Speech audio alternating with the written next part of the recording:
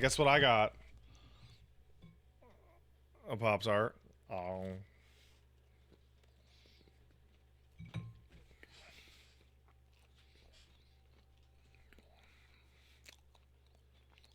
I saw that Minecraft preview. That looks like shit, bro. I don't know who the fuck that's for. I don't know who that's for. Is it for the children? The children deserve good things too.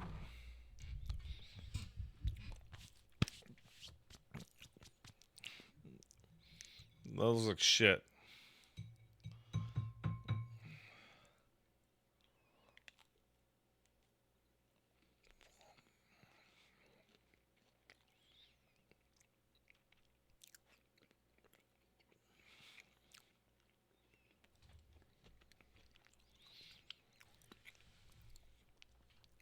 All right. Nausicaa Spellmeyer in the chat says, Pat, just to let you know, I think the math suggests having the children being on orphanages and helping out at home is better in the long run than having them work on the mines.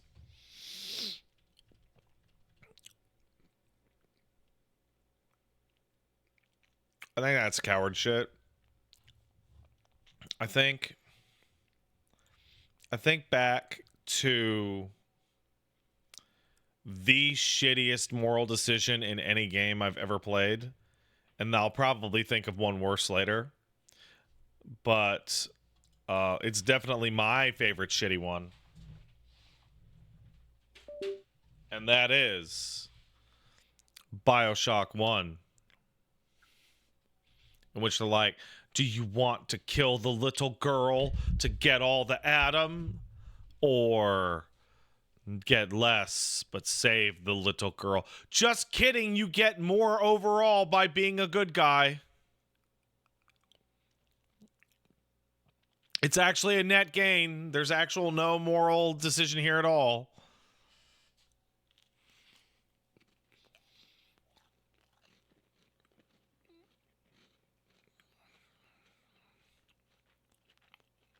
Oops.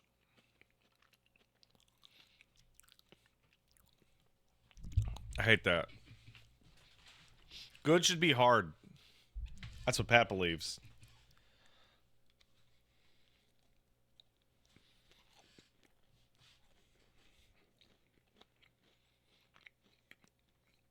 No, I didn't finish Frostpunk 1, but that's okay.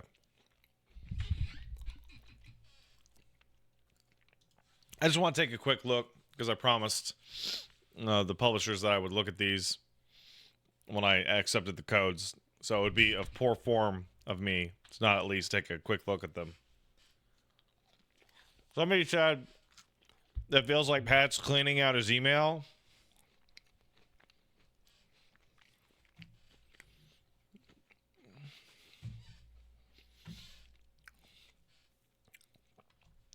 Maybe a little bit. Maybe a little bit. But we have something else to talk about today.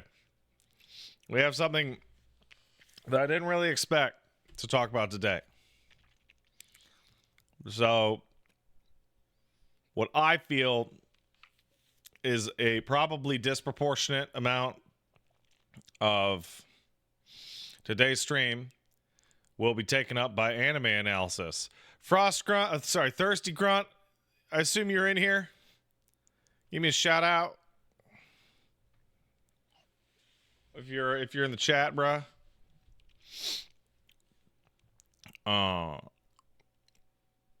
This game should require a completed save of Frostpunk 1 to launch. Oh, that would be wild.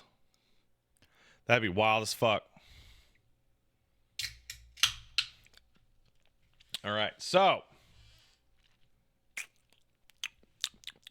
let's thank some people and then get into some Animu and also some Frostpunk and some Age of Mythology. All right? Okay, good. Did I type the shit into the fucking thing correctly? I bet I didn't. I did. All right, so first up. Oh, I don't think I thanked 10 Ducks on Quack last night for 2 gift subs. Thank you. I appreciate that.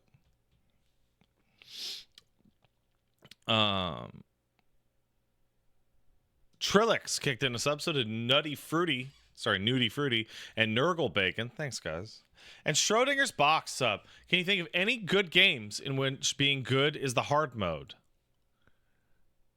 KOTOR 1, light side is way weaker than dark side. Like it is night and day.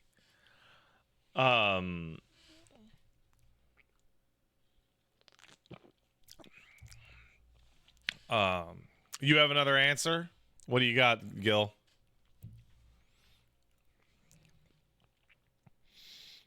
Vampire? Oh, yeah.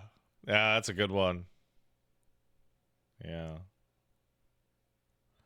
So, we also have a donation of dollary dues from Thirsty Grunt, who tipped $200. That's 200 USD. So thank you, Thirsty Grunt. I really appreciate it. That's very kind of you. Thirsty Grunt goes on to say, I should move this over here.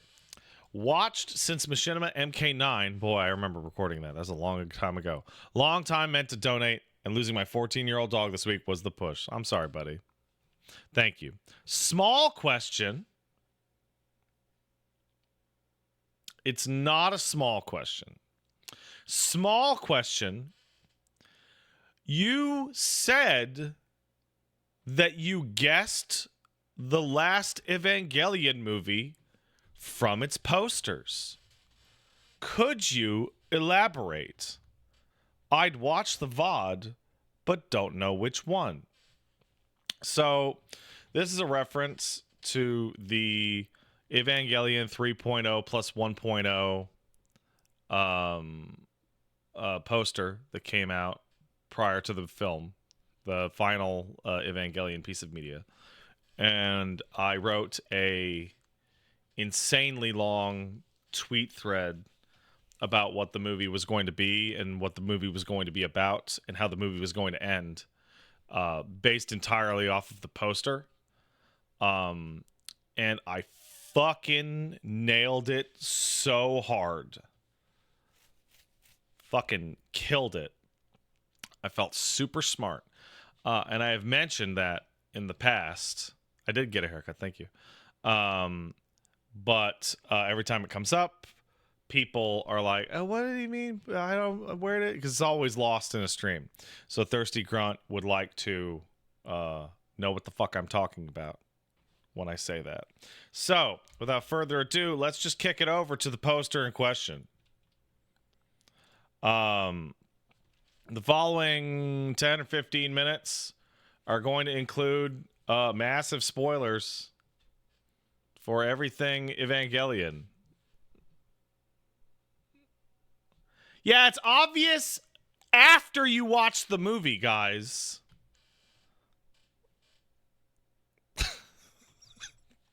Okay? I fucking said all this shit before the movie came out. So, Devilish Wit says 2 divergent tracks merging into one. Well, we already have a problem. So, Conk the Chimera says spoilers for N. No, I said fucking spoilers. Big ol' spoilers. So first off, this is really important. These tracks are not. Can you see the mouse? No, you can't see my mouse. Okay. These tracks are not going from our perspective forward. The tracks are, in fact, going from the back of the image towards us. Okay? Like, you can tell by the way the shifting parts in the middle of the image are, right? Like, it shifts so that a train can turn off, right? Instead of going straight towards where we are right now. So, the long and short of it is that way off in the little background there, you can see Shinji. There is a recurring theme throughout Evangelion. I'm not even recording this. Hold on. Fuck it. I'll do it later. There's a recording theme throughout Evangelion of Shinji needing to stand up and face his problems, yada, yada, yada, yada. He needs to deal with the things in his life except for running away. And fairly early on in the series, he gets on a train to fucking leave and not do the series of Evangelion, and he doesn't want to do it. And as he is on that train, he constantly listens to his dad's old, I think it's a tape deck, I think it's a cassette player, which consistently rotates between tracks 25 and 26 on the tape deck. So of note is that there are 24 regular episodes of Evangelion, and 25 and 26 are weird, non-linear space, non-linear time, collective unconscious, human instrumentality nonsense.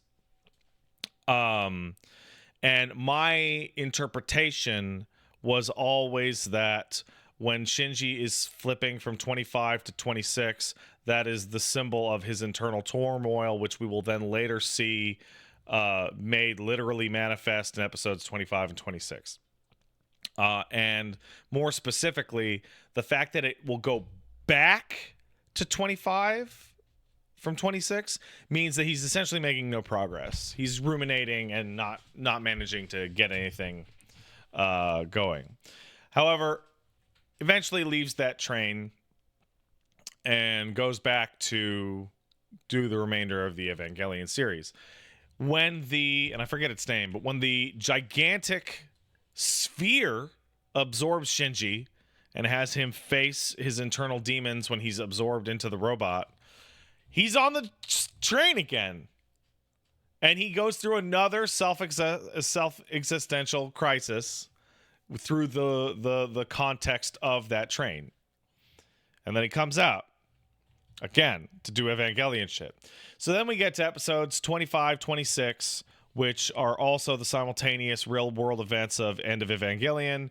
The episodes 25 and 26 basically take place within like a one-scene cut of the nightmare sequence at the end of Evangelion. It is a cataclysmic nightmare ending. End of Evangelion is a bad end. Shinji didn't man up, and he didn't do a good job, and he fucked everything up, and it's all his fault. And that represents the first track above in front of Shinji. So then we get the realization when Asuka comes back and et cetera, that anyone who has the will to exist will eventually reform themselves. Then you get the Rebuild series, which is really explicit in all of its titles that it's a do-over. It's what if I did it better? What if I did it better? What if I did it better? And so Shinji is luckier. The girls like him better. He's more outgoing. He's has a stronger will. He's more into the story, etc. And that leads to the events of 1.0, 2.0, sorry, 1.11, 2.22, and 3.33, which are just as nightmarish and disastrous. Just as bad. Literally fucked it up just as bad. And that represents the second track going off the rails there. The subtitle for the promotional stuff for Evangelion 3.0 plus 1.0 is Bye Bye Evangelion. And if you're going through the train like symbols, basically the interpretation of this poster is that Shinji should never have diverged on his path of leaving. In fact, getting in the robot was the problem. He shouldn't have done it. It's not him, and it's not his fault, and it's not even Gendo's fault. It's Ava's fault. And the only place in which things will work out is a place without Evangelion, which, if you look at the poster, it's coming towards you in your real world that doesn't have Evangelion in it, which is thematically connected to End of Ava because of the theater footage that was included in the re-release at home, where they recorded people watching End of Evangelion, and they had a 2-part miniseries that was stitched in between various parts of the movie of Asuka and Shinji in the real world as if Evangelion never happened. And the events of Evangelion 3.0 plus 1.0 occur, and the end of Evangelion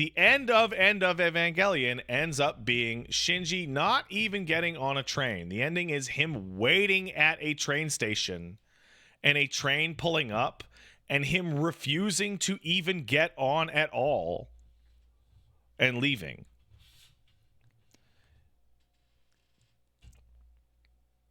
Like the you can't lose if you don't play is the fucking the finale. Is like this series about problems and toxic family and horrible relationships just bust down to, if you don't get involved in fucked up bullshit with shitty people and just focus on people that are nice to you and treat you well, like Mary, the only character who's always nice to Shinji in the whole series.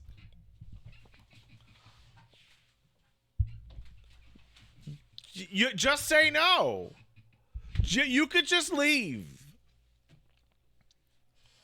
Where'd Mary come from? I mean, do you want the real reason, or do you want the correct reason? Like the canon reason, or do you want the real reason is that Ano got married and he loves his wife and he's like, I want to make a character that's like my wife. That's the real reason. And that's why Evangelion Rebuild, it has a more hopeful perspective, because it's kind of like, go get yourself a good wife, your life will get better. I still hate my dad, but I got a good wife. Has it ever been all right? So that's what was going on. Has it ever been more obvious, like in the history of any medium, that someone did not have a good relationship with their dad?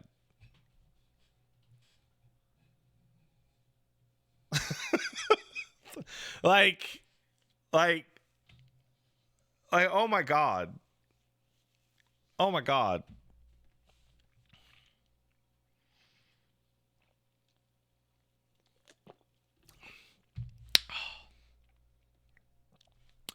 Why'd I open Sony Vegas? I don't know what I'm doing.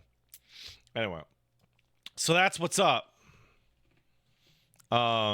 If you want to understand Evangelion like I do, go back in time and watch every single piece of media when it comes out, and before it comes out, rewatch all the existing pieces of media right before, so you absorb every possible detail.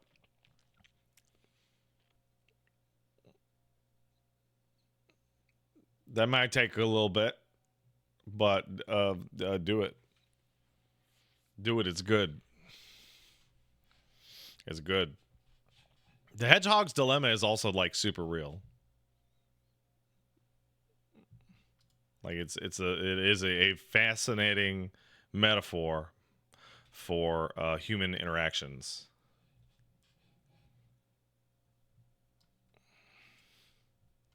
It's very simple. Yeah.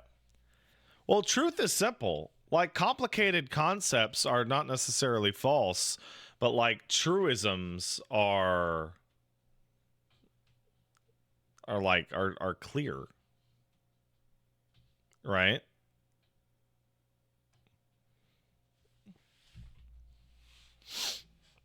All right.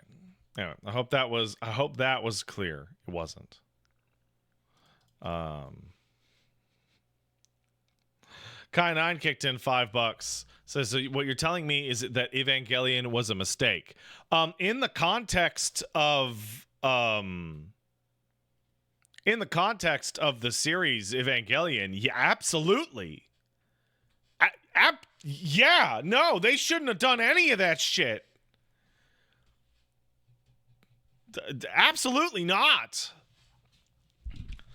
They were like the whole, like on a plot level, like, yeah, they were fucked from the word go. Hey, what if I touch this weird alien? Yeah, you know what? Don't. Also, if you're getting into Evangelion, I have a really genuine warning for you. Don't even bother trying to pick apart the theological underpinnings of the angels. There literally aren't any. And you might be like, well, Pat, no, there actually aren't. The reason why there are angels is because Hideaki Anno likes Ultraman and wanted cool, gigantic monsters like what Ultraman fights. And the reason why they're called angels is because Anno read some Bible stuff once and was like, that seems cool. That's it. That's literally it.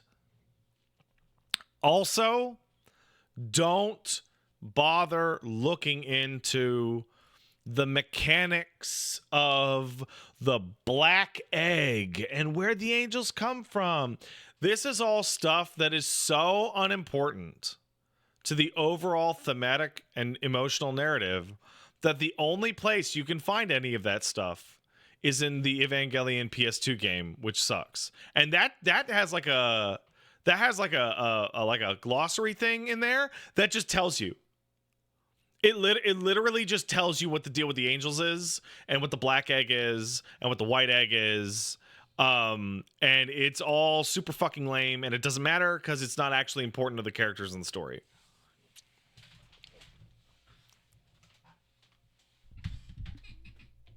Like, it's totally pointless. Has no value.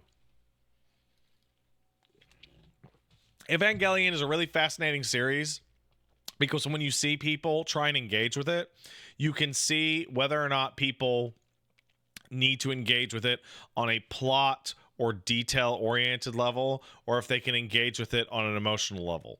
Because Evangelion is a emotional character narrative. The plot is, I would say, tertiary. The actual sequence of events are less important than how it makes the characters feel. Firmly Grasped asks, what happens in FLCL? A young boy goes through puberty. That's like, what's the plot of FLCL? It's like a boy goes through puberty. That's it. That's the whole thing. That's literally it. I thought it was about space bullshit and robots. I mean, it's also about that. You get older and you realize how much stuff isn't about the stuff that it says it's about. Right?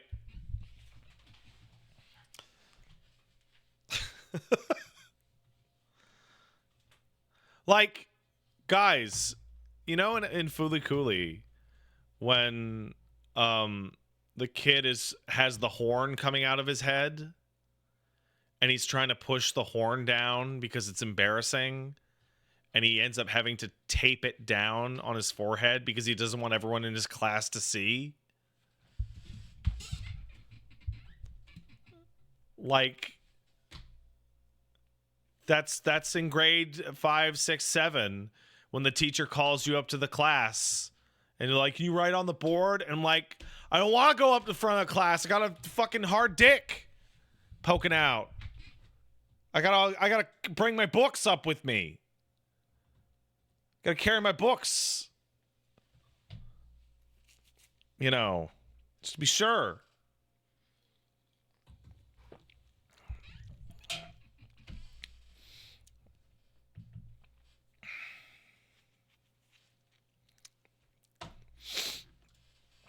All right.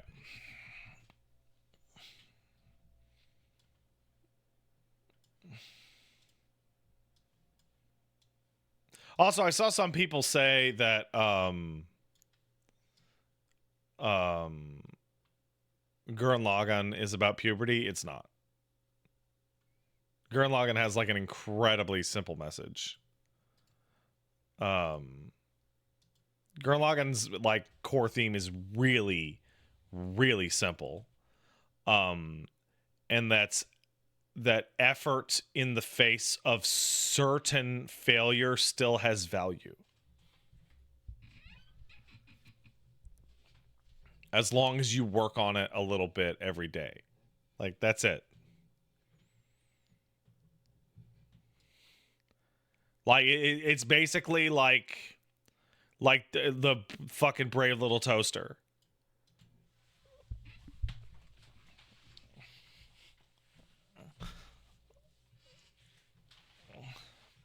And then also giving up and like taking the smart option sometimes sucks and you shouldn't do it. You know.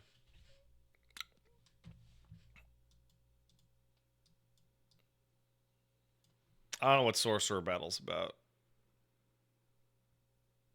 Sorcerer Battle's about that guy with the eye patch or whatever being cool.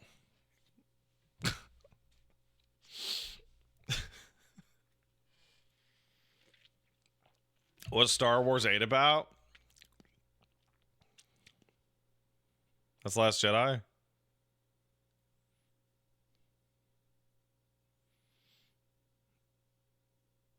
So Star Wars 8 accidentally has like a really cool message that is wildly unintentional. So Star Wars 8 is about, it says it's about, you don't need to be special to do special things. But the actual theme of Star Wars 8 is we can actually do really weird and cool and interesting things with Star Wars. Right up until a producer walks into the room and goes, "No, you can't! You thought you were going to do something interesting! Nah!"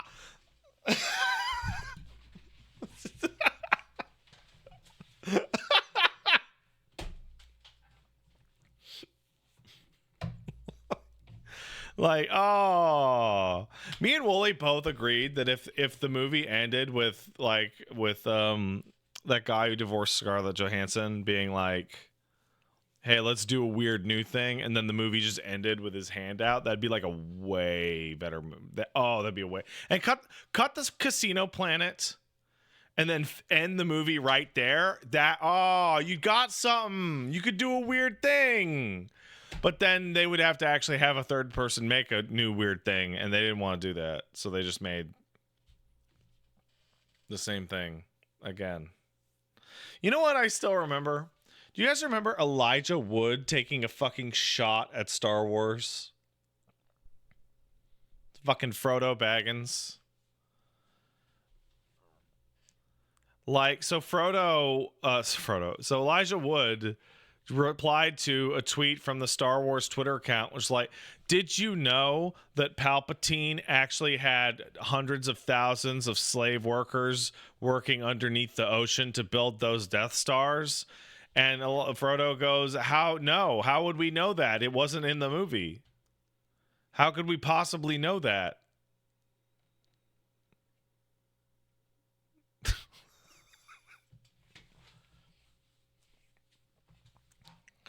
You know, I gotta say, people who've watched this show a long time have heard me say over and over that most stories in games have like a problem with escalation of scale.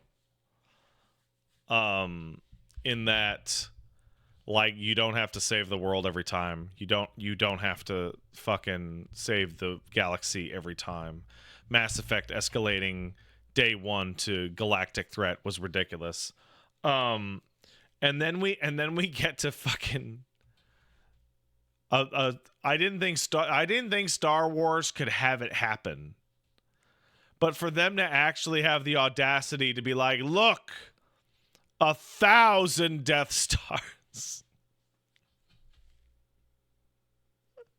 Or 1,000,000 or what? Like, I also have a problem. This is a bigger problem. I also have a problem with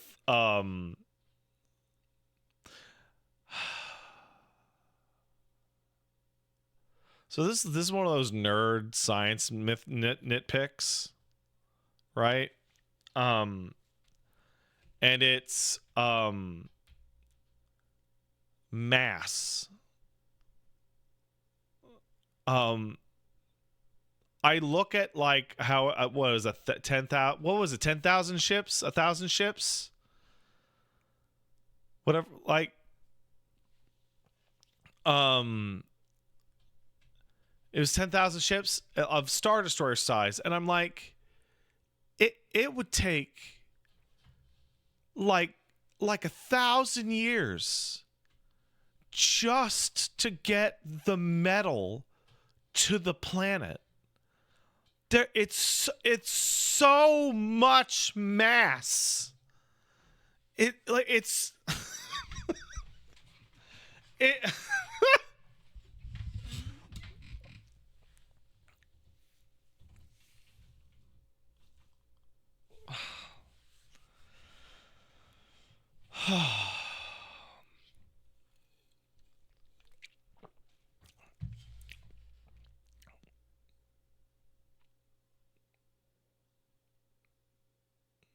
I got to see Star Wars ruined twice in my lifetime. How? It's just cowboys with laser swords, motherfucker. Come on. Like it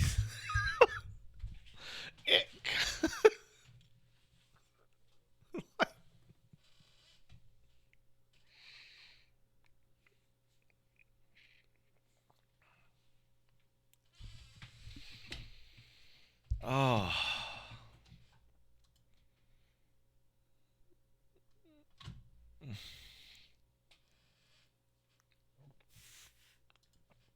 Oh my god. Anyway, Agami kicks in a sub. Hey Pat, so got in. Sorry you've been asked this. Are you going to cover the letter from the producer for FF14 tonight? No, I don't care.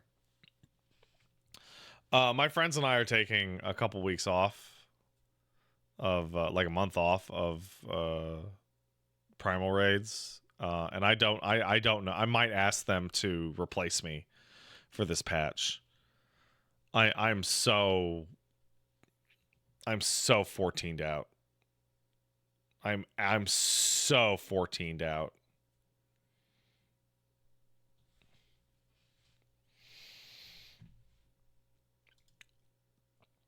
I'd rather play Terry Bogard.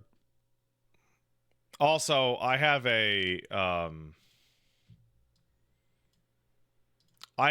ridiculous October schedule. So I have made the decision. I've been playing the metaphor demo in the off camera in the background.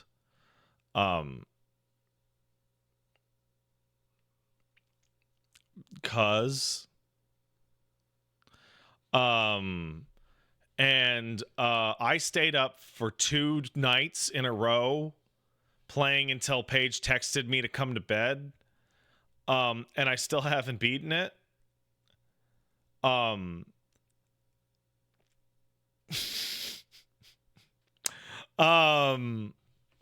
The demo. So the plan of just start on the day of release is like that's not feasible at all.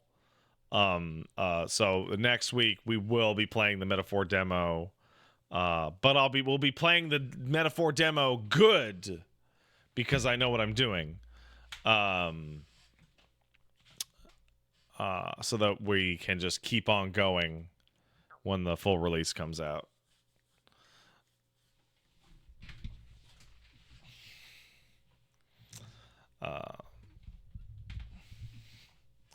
Did I see the Silent Hill 2 stuff yesterday? Nah, I don't need to see that.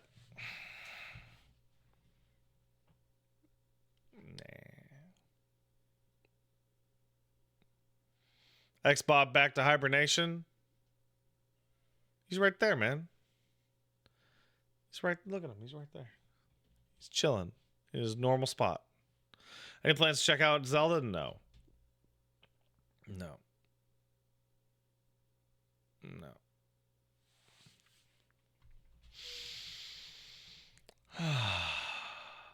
I got a secure X-Bob?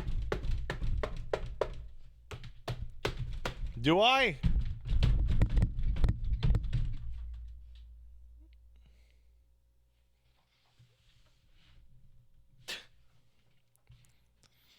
Dude, X-Bob is so heavy. There's no way he could tip over. No way he could tip over. All right. Kai9 kicked in $15. Thank you, Kai. I sure hope the Xenoblade games that get that Switch 2 upgrade patch, because you'll be given the follow-up to the Evangelion seminar, but analyzing how Xenogears is about Takahashi's young love, where Xenoblade is about his parenthood journey.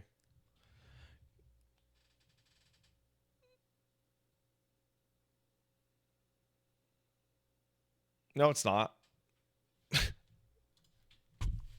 Do you know what the main theme of Xenogears is? Really? What it actually is?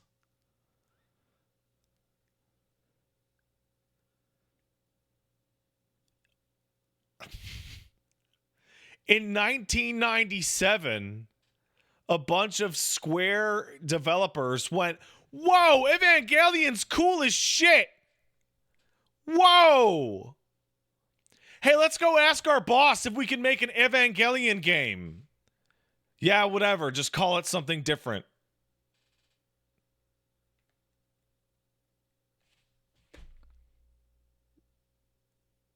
That's it. And instead of using Jung and the collective unconscious as their primary source of inspiration for its psychological themes, they just used Freud, Jung's pupil, as their primary impetus of psychological themes. That's it. It's different because we talked about Freud. And we got the id and the superego.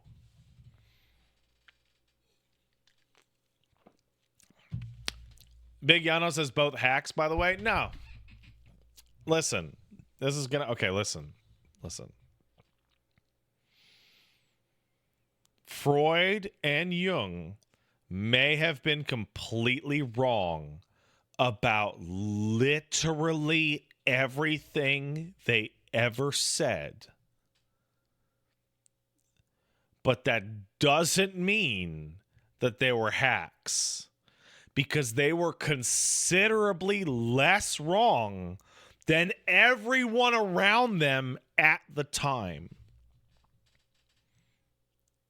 Like, Freud may have been wrong about every conclusion he ever made about the unconscious mind and psychoanalysis, other than the idea of psychoanalysis being a useful lens to deal with mental illness, in which he was actually right. Sitting down and asking someone about their problems as a medical professional is a viable treatment plan. Compared to, here's some cocaine or a vibrator.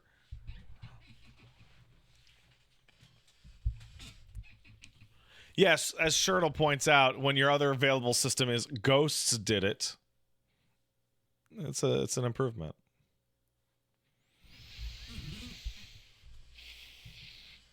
Also, Jung's work on the collective unconscious and masks and the persona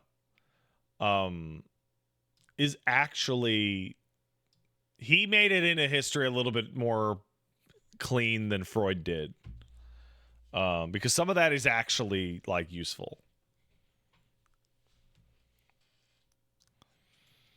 Like, now granted, most of that use is in Persona and 999, but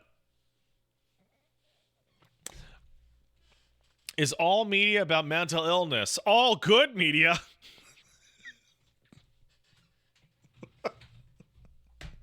Oh.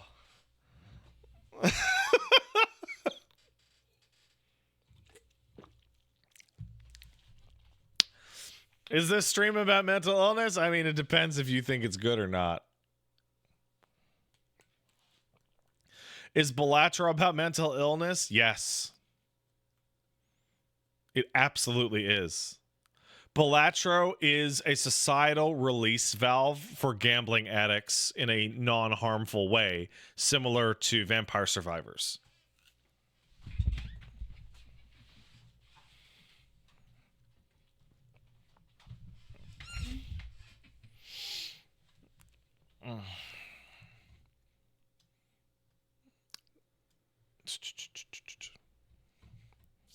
Anyway.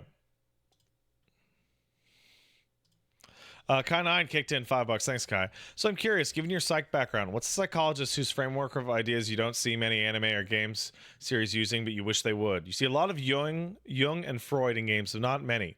So, there are 3 psychologists that I really liked their work.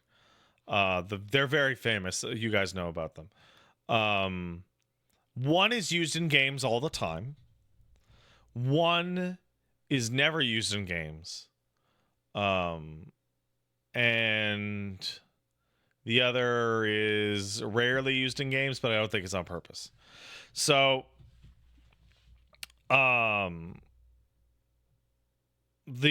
is a very famous psychologist named B.F. Skinner, who is the most popular psychologist ever for video games, because Skinner invented the Skinner box. And the Skinner box was a box where a rat would push a button and it would get a treat or a shot of morphine or whatever. And you could teach the rat to do all sorts of crazy shit if you just manipulated the Skinner box. And the breakthrough, the big breakthrough, is that Skinner boxes are much more effective. Skinner boxes are orders of magnitude more effective if the treat dispensing is not 100%. That's the breakthrough that led to everything you hate about video games. Is that guaranteed rewards don't engender compulsion.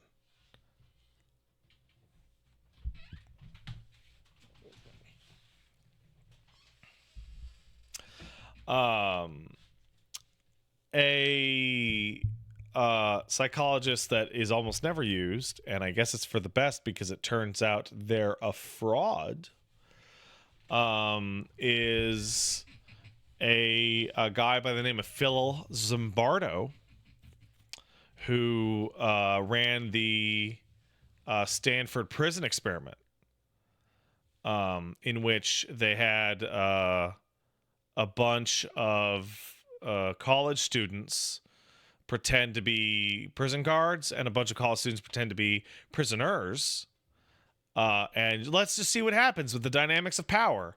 And the guards became mean and violent, and the prisoners became rebellious and unruly. And it was an examination in the roles of power, like create villains and heroes. And like not too long ago, it came out that he actually gave the guards like explicit instructions to cause drama, and that the entire experiment was a complete sham.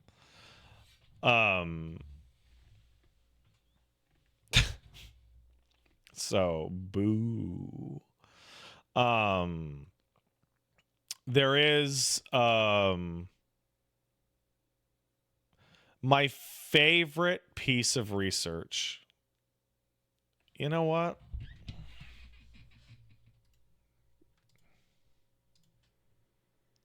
You know what?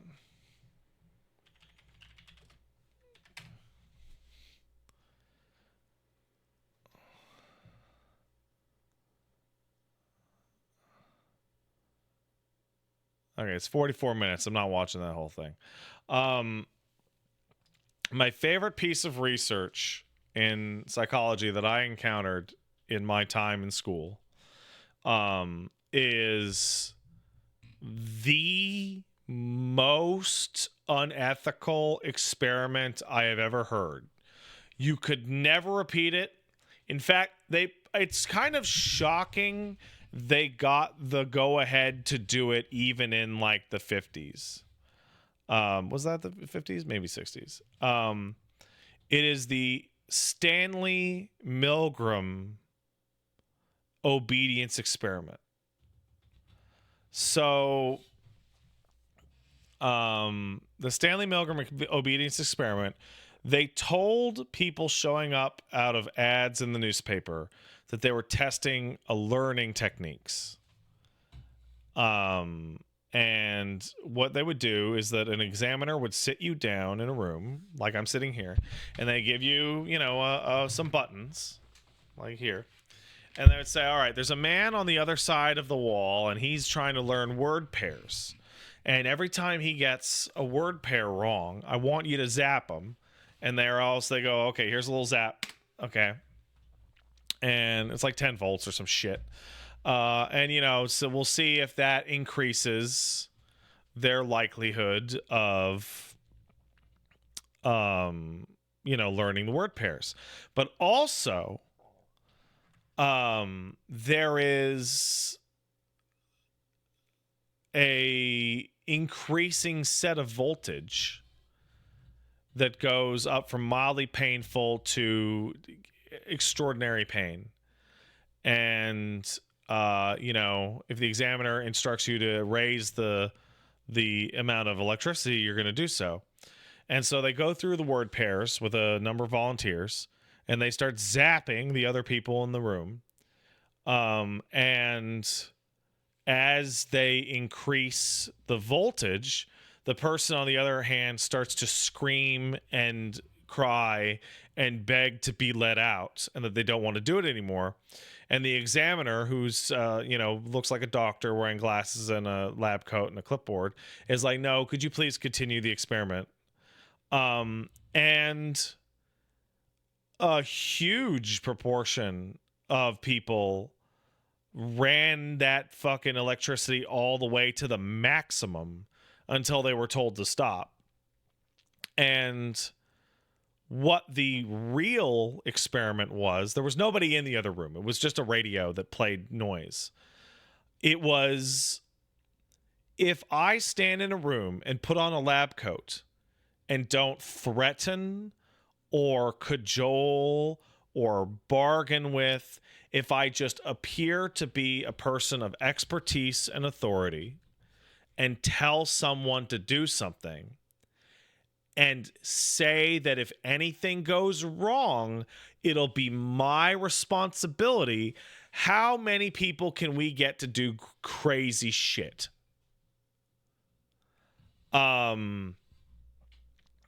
Because the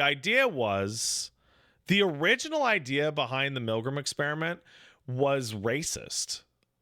It was to figure out what was wrong with German people. Because the Germans all went along with it. So there must be some kind of internalized subservience in German people that they all went along with the Holocaust and nobody spoke up or nobody did anything. Turns out it's everybody. You can make people do outrageous things if you wear a uniform and purport yourself to be a position of authority. There were some cases in the United States where prank callers were calling like fast food. They made a Law and Order episode about it. They were calling fast food restaurants and accusing random employees of being thieves and convincing managers to like strip search and assault their employees because a guy on the phone said that, well, I'm with the FBI and you got to help me out here. Don't worry, I'll take the heat on it. So the Stanley Milgram experiment goes, okay, well, people will do what they're told. That's terrifying. However, it does offer a genuine like ray of hope. Like, not even joking. So they reran that experiment 1,000,000 times, like a crazy amount of times. And in different setups. And they discovered a lot of details. First of all, if the guy's not wearing a fucking lab coat, it just doesn't work. The whole thing just falls apart if you're not wearing a lab coat. It's crazy. The second thing is that if you have more than one person in the room, it becomes more difficult to convince people to go along with it.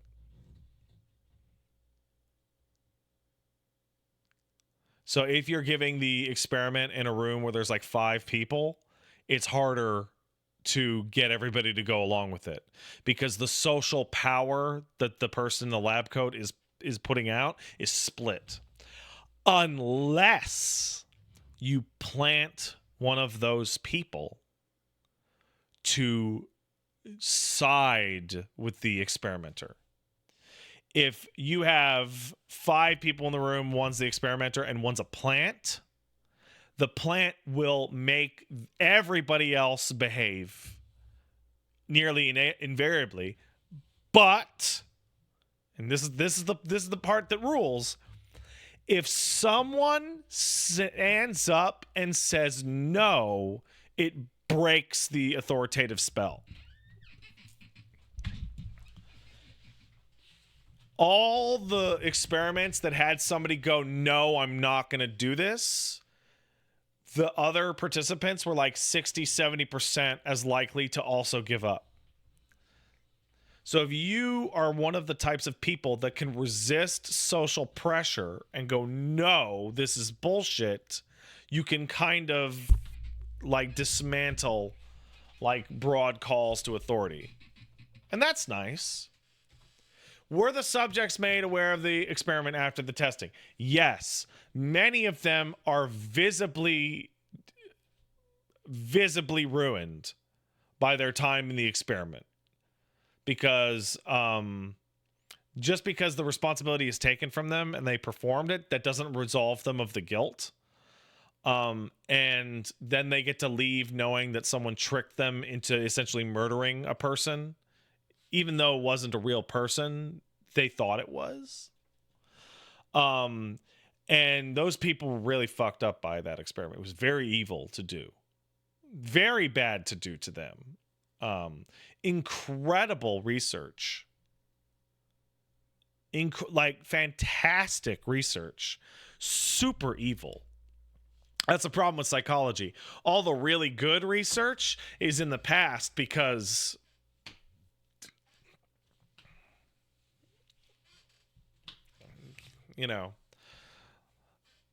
before somebody said you can't do that shit anymore. Come on. What are you doing? You can't do that. Come on. Come on. What are you doing? What are you doing? What are you doing? Come on. Come on. Don't do it.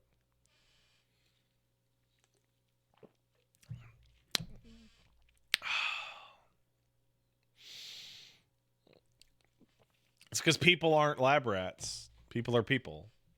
You know?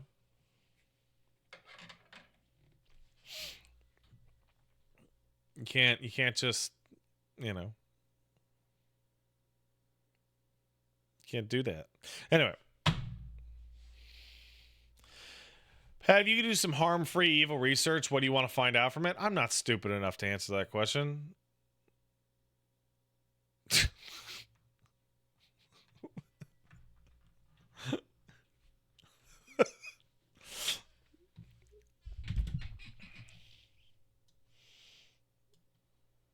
You know what? Okay, I got one.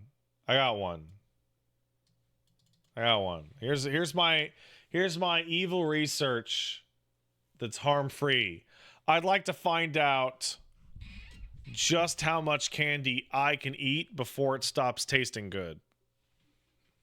Now, I know it's harmful to the participant, but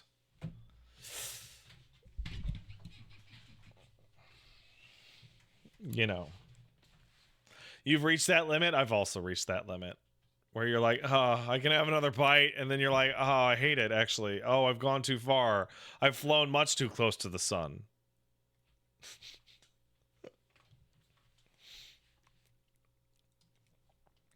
I've flown much too close to the sun.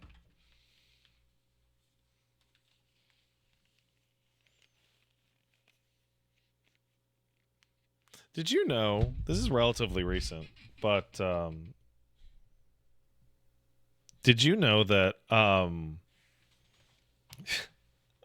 the smell of sugar expands your stomach? You know the old expression of, oh, well, I still got room for dessert? If you smell sugar, you will expand about 10% more stomach.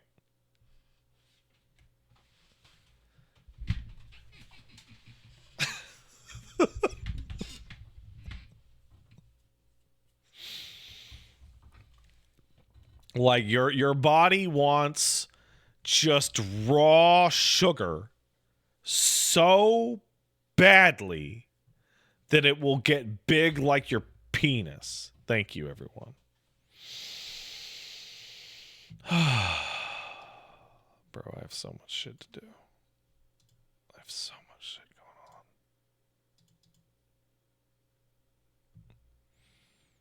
It's good stuff, though. It's good. But,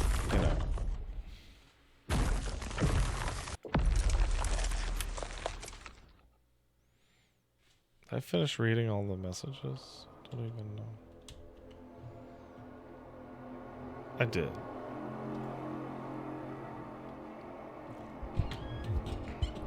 I'll watch a Pat Fun Fact stream. Did you know that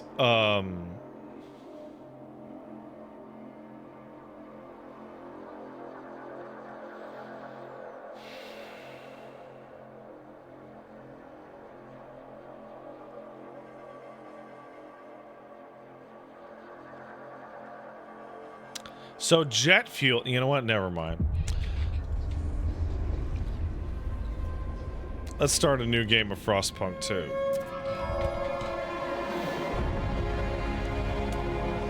Frostpunk 2 is a challenging game in which planning ahead is crucial. And failure is a natural part of the experience. If you're a veteran of the original Frostpunk, nope. Or enjoy a challenge, nope. You may try your luck with the officer or higher. Otherwise, we suggest you start as citizen and take a step at a time. Remember, it's not about how many times we fall, It's how many times we get up. Batman Begin.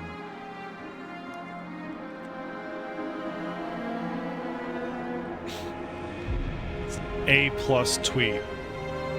It's A+.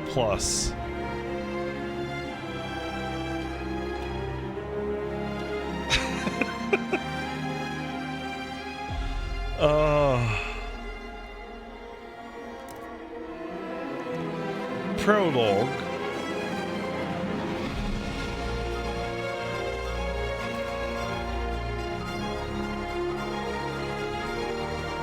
Should I play Officer? Yeah, why not?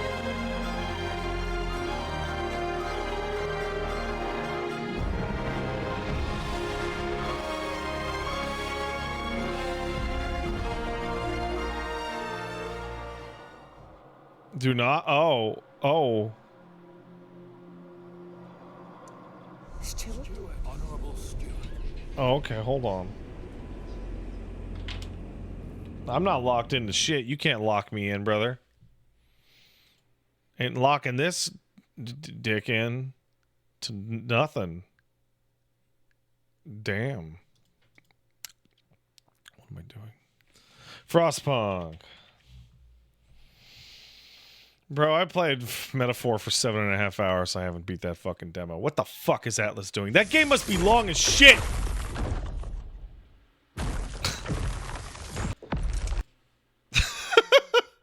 That game must be long as shit, bro.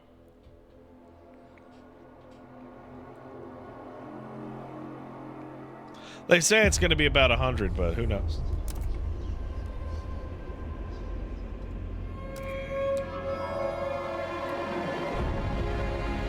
Neofilty Casual says you can do a whole ass dungeon in the demo. Neofilty, there are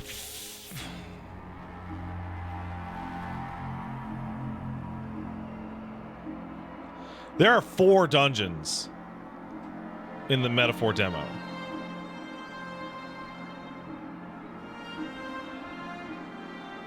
There's a secret dungeon.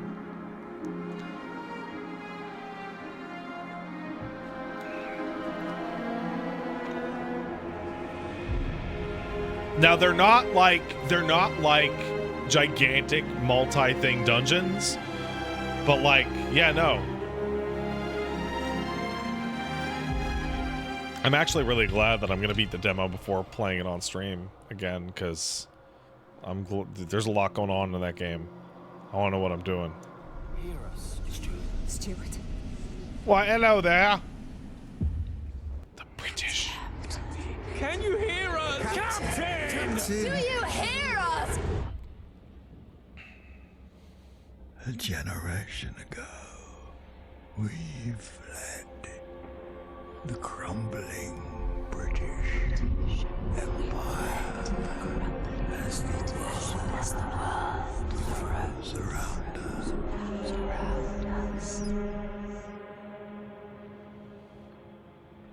I held New London together. United,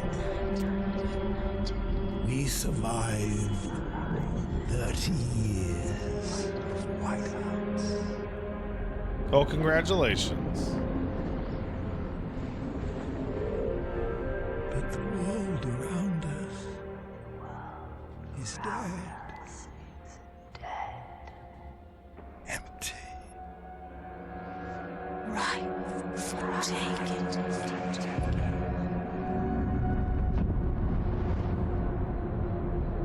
The city stories. Vestas. Merely surviving is not enough. We have to expand. God damn it, the British. They're back at it again. It's us who survived the end of the world. Yes.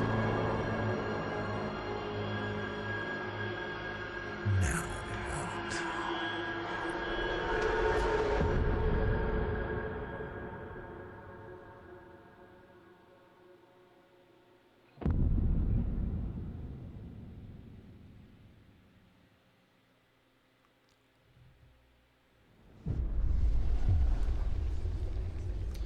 We've been roaming the frozen desert for years.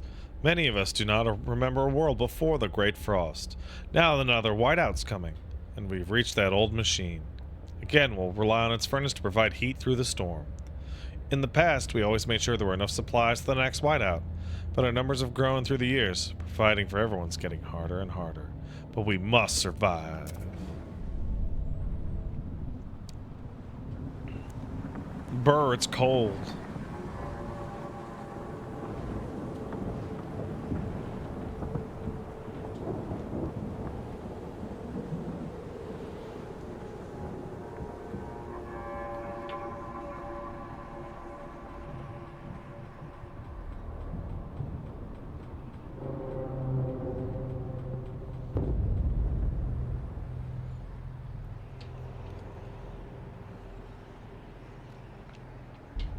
So one of the things that's interesting is that Frostpunk 1 and 2 are completely different types of games, which is great because Frostpunk 2 doesn't invalidate Frostpunk 1.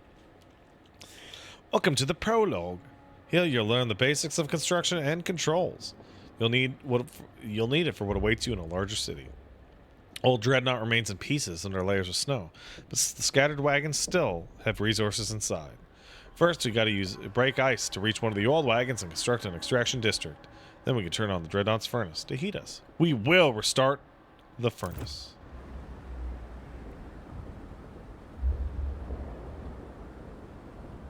What? Frost break an oil wagon.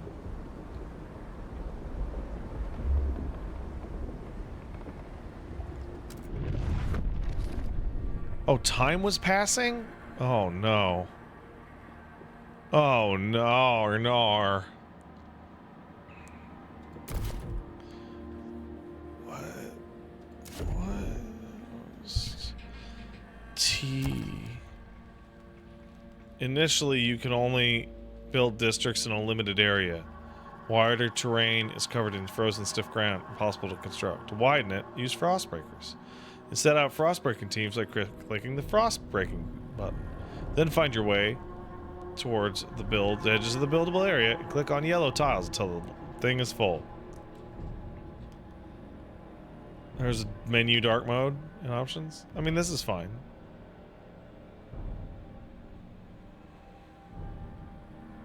Camera controls. WASD. Got it. Yeah, maybe for the mouse cursor. Graphics. Where's my dark mode? I'll see it.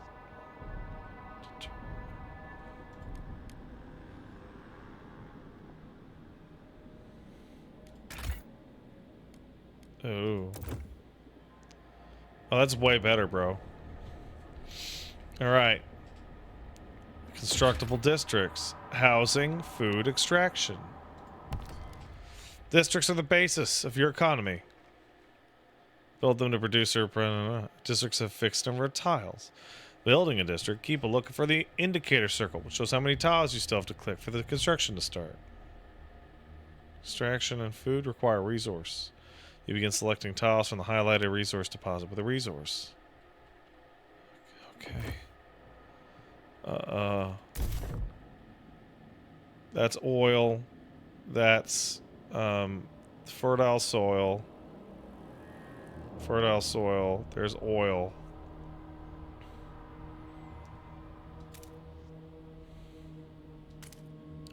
Oh, I see.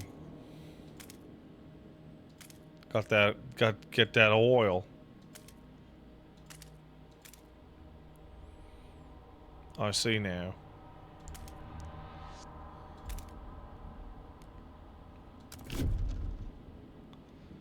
Okay, so they're gonna frost break that shit then.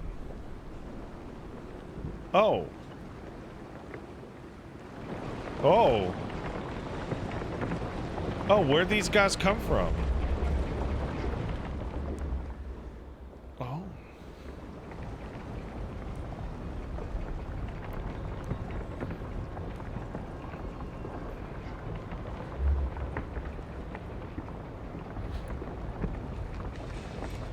Scraps. Collected weekly. Everybody provides their share. Bigger community, the more they contribute. You can use take scraps on wanderers, which will increase the number of worse your relationships, which as a result will lower your trust. You can also use return scraps. Okay. Scraps.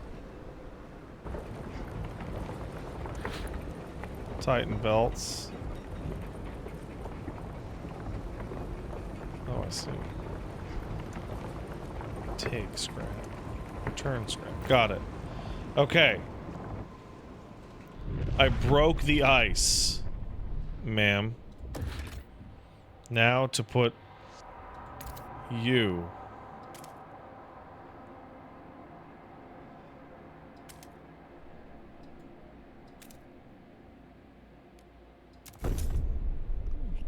You have to extract the good juice.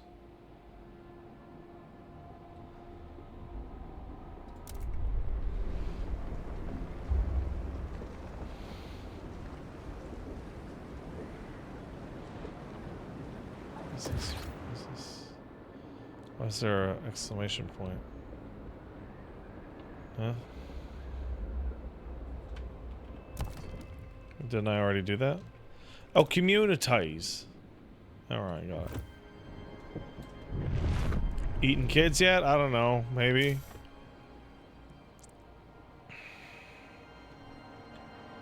That's the economy.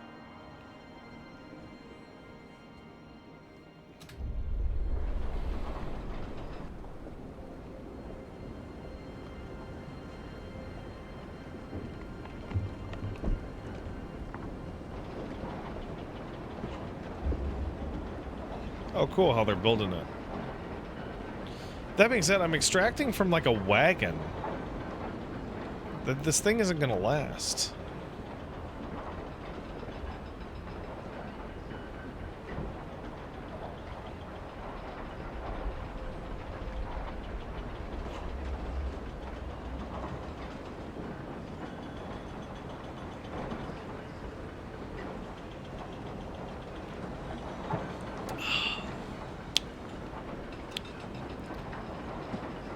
I'm well aware of the other speeds.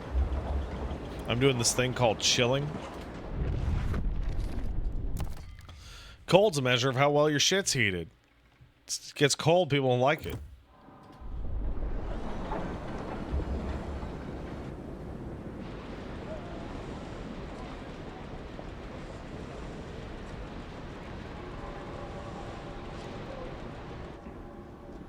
They don't like it.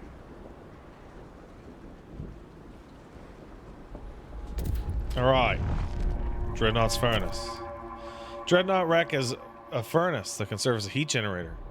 You have to have fuel to turn it on. In this case, oil is the fuel. Once you've recovered it, you can turn the furnace on by switching the switch next to Dreadnought's furnace. Furnace uses as much available fuel as is needed to fulfill the heat demand. Okay. And also do the furnace into overdrive. Careful and turn overdrive off before wear fills up, or it'll fucking die. Alright. Oil. As the thick black liquid oozes through the pipes, our people rejoice. The carcass of this old machine is a testament to the hardships that made us. More importantly, it's our haven in the storm. It has allowed us to suffer many weather whiteouts. Do so again. We have oil. We can turn on the furnace.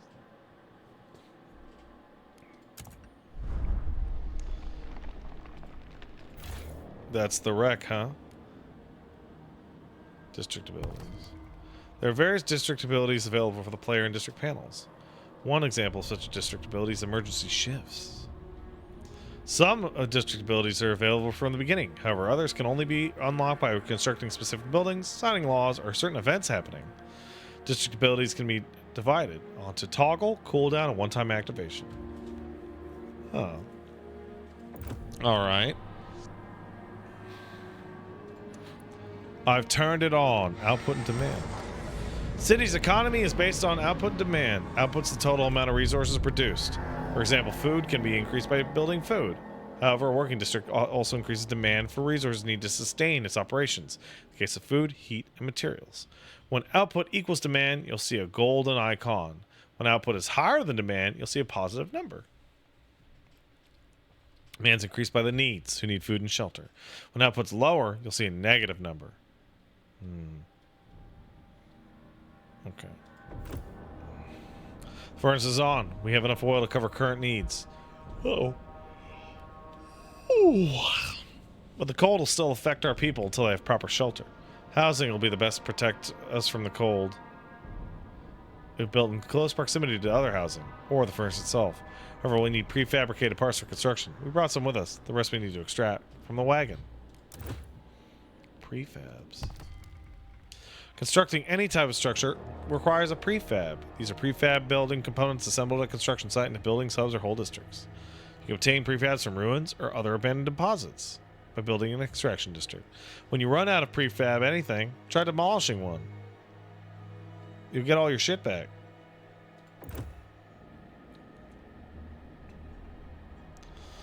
Okay. Left Alt.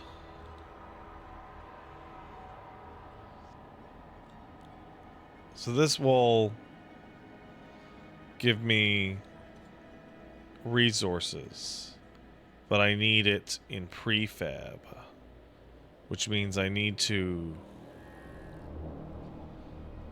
Yes. I need to frost break to this construction wagon.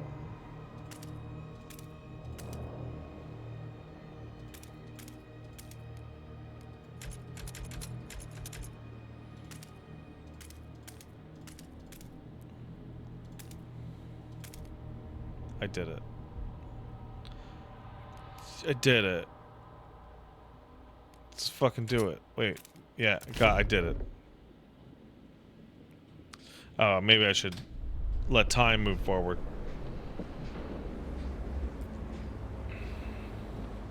So dig out the construction wagon, dig out more oil.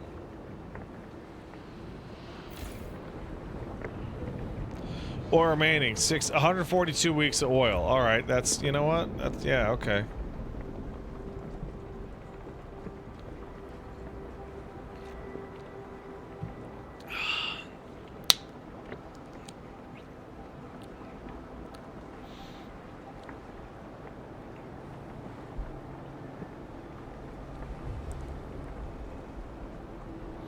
And then I'm going to need to build a construction district on top of it, yes?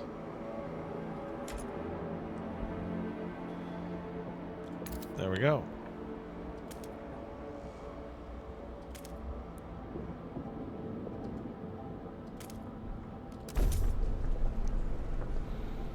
Yes. Yes, I'm doing it.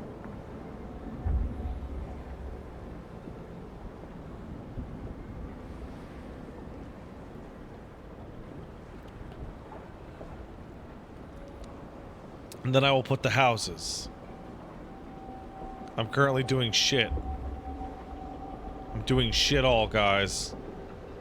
I'm good on oil. So that's nice.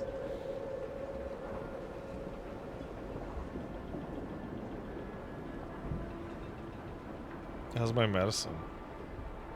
It's bad. Multitask? I don't have anything else to do. I mean, I guess I could...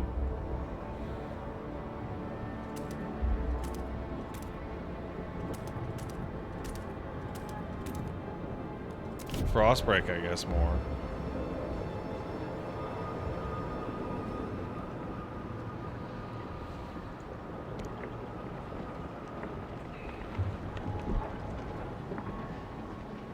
Oh, if that has any... Ooh, it's gotta be real close.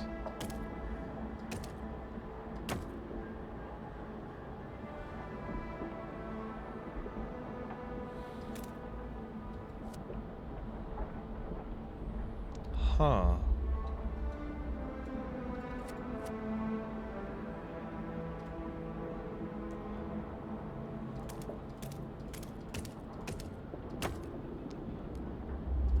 I did it.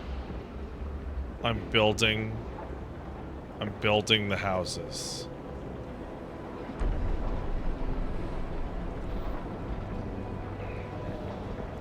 It only wanted 2 housing districts, but I built 6.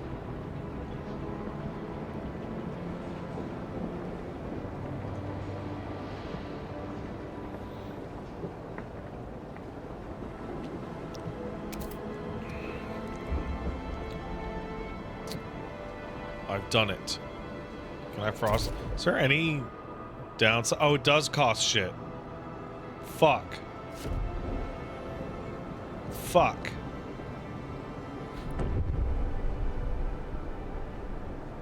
Six tiles is 1 district? Really?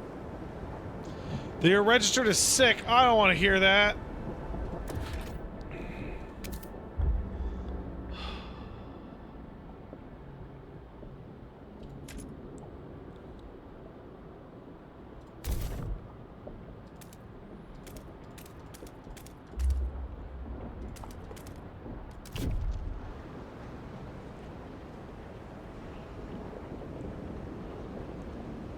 Just finish building that and I'll frost break this shit.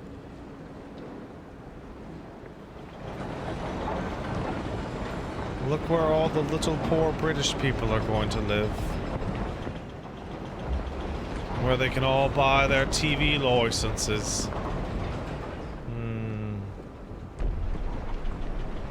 You got a license for that hovel?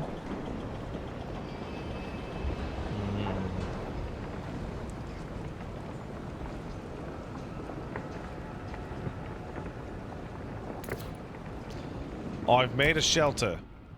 Shelter's housing districts, remember, as with other types of district, it needs heat. Its heat demand is not fulfilled, cold will rise. Building in the right place can reduce their heat demand. Got it. Shelter is doing better.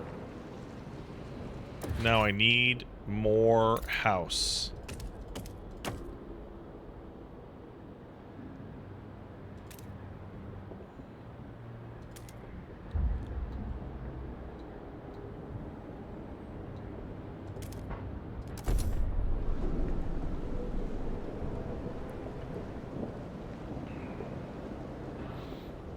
And you guys remember that TV doctor named House? That guy was a jerk.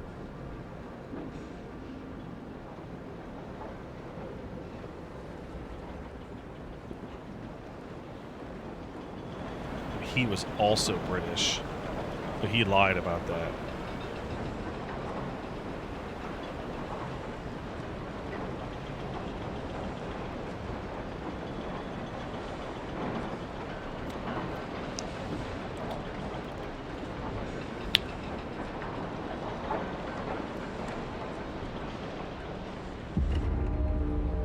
Oh.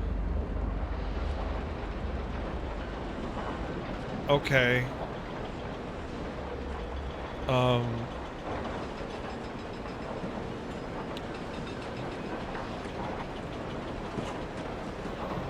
I tried.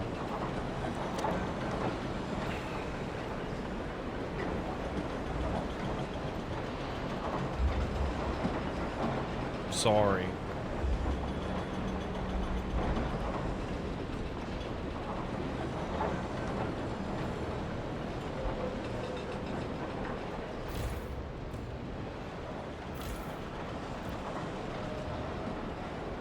Come on, get in the little huts.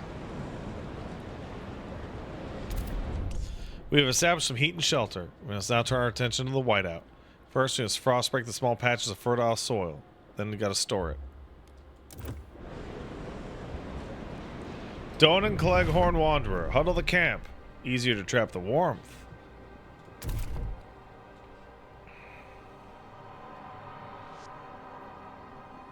Bro, the fertile soil's so far away.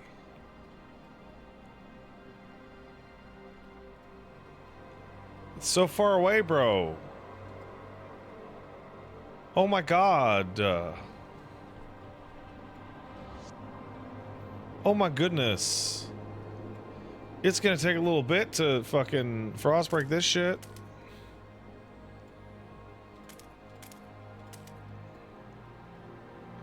Wait, is that singular patch the fertile soil? Oh my god. Fucking England.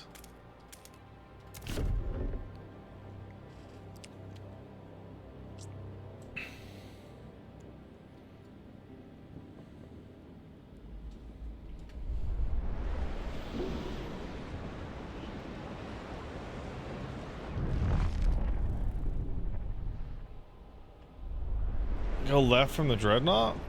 But I can't. Oh. Well, fine. Whatever.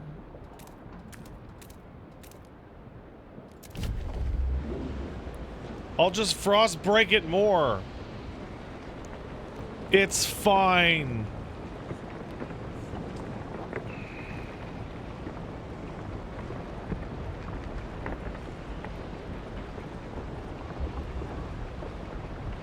It's just British people starving me.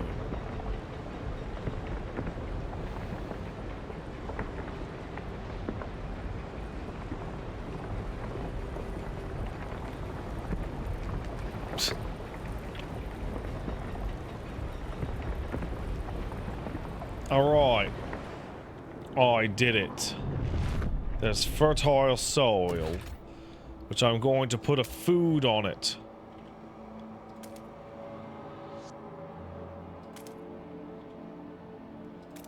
Oh, I did it.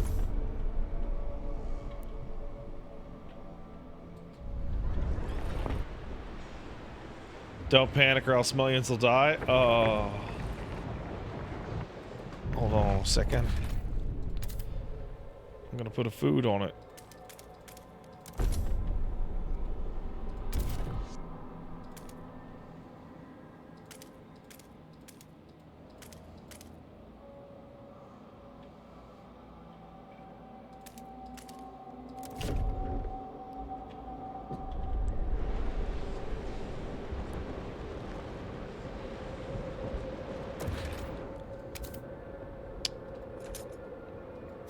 Alright, I did it.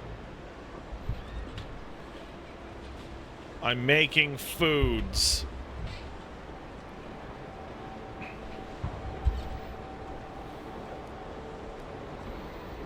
Oh, they're sad about the deaths, huh? I haven't been playing that long, maybe half hour.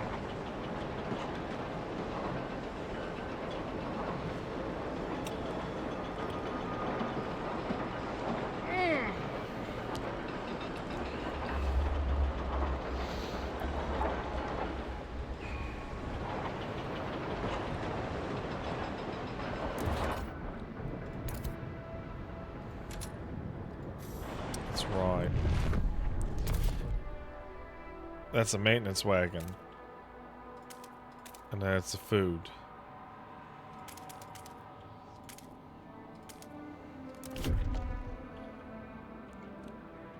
What's that? Maintenance wagon? What's that? It's nothing.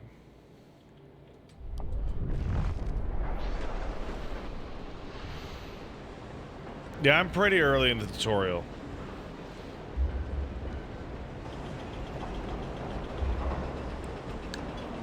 I don't understand how fertile soil could possibly grow anything in this context.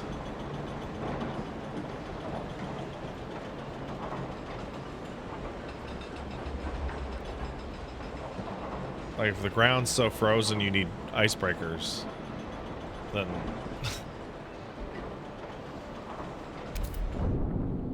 We secured our survival. Now we gotta stockpile as much food as we can.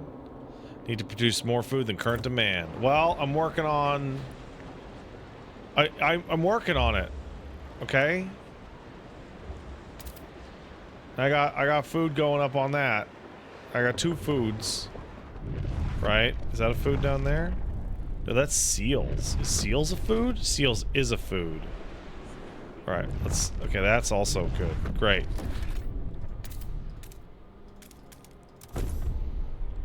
Hold on. Can I eat seals? I know people might be like, oh, that's wrong, but, like, they look delicious, and my people need... My people need seals.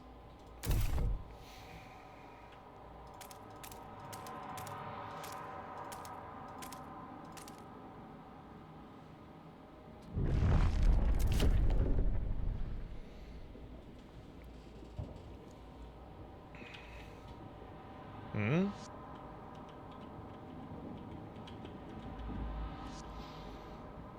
I need to stockpile food faster. I don't even see seals down there, bro.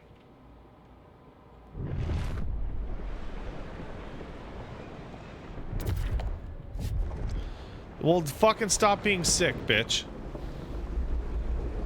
Okay? Just quit it. Materials are scarce, so.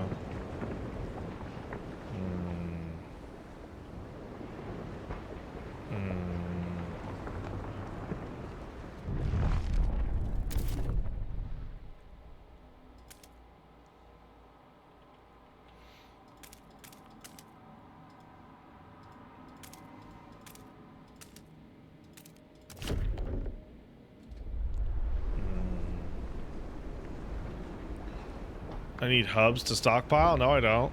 It's literally stockpiling.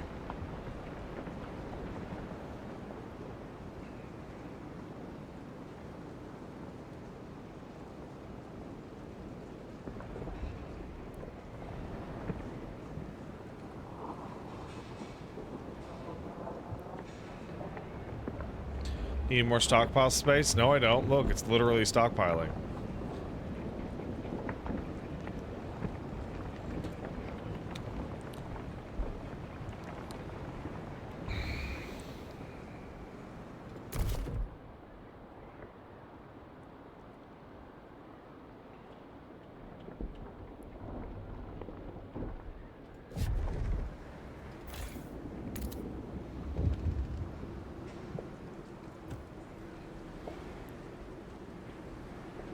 The amount I need to stockpile is higher than my current limit. Why would they do this?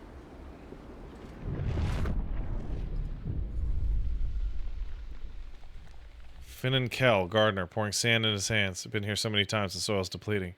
A couple more, and there'll be no point in erecting the hothouses. There'll be nothing to grow food on. Yield so low. Either we pull emergency shifts or tighten our belts. We might not be able to fill the food stockpiles without exceptional measures. Considering asking them to tighten their belts or instill emergency shifts.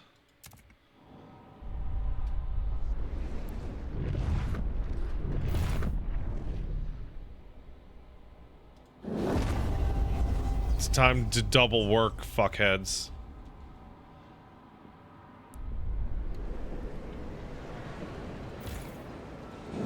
Work more. Work more faster.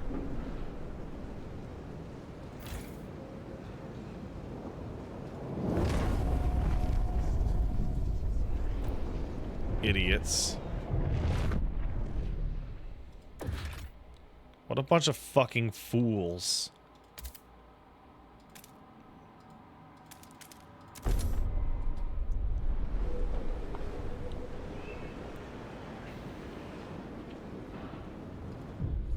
Into the black, burying the dead. We mourn those who have recently passed.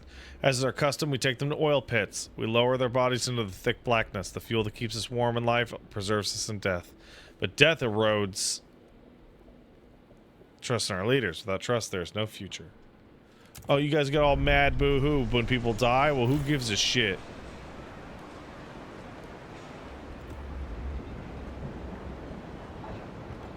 What's a hub?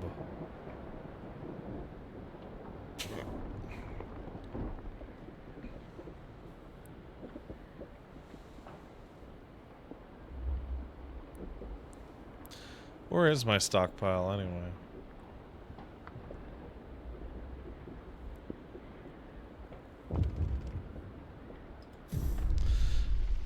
One of our Frostpunk crew uncovered the frozen remains of a man in a uniform. Shoulder patch reads the New London Scouts, 3rd Platoon.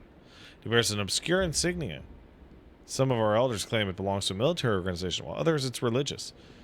Maybe you've heard of this New London before. Can settle their debate. It's order. This will create a continuity in which New London embraced order to survive. Symbolizes faith. Continuity in which... I don't recognize the symbol. It's order, obviously. Dum-dums. Duh.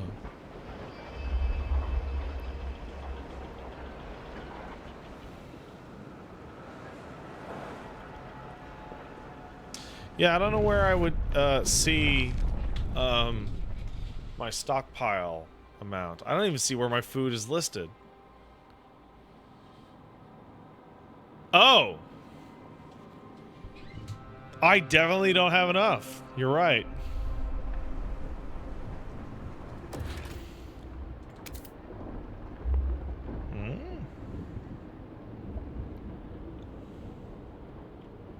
What does this do?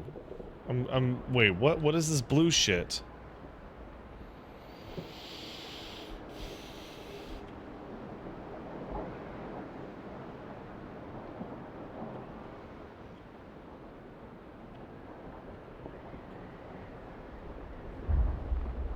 Oh, okay. I understand.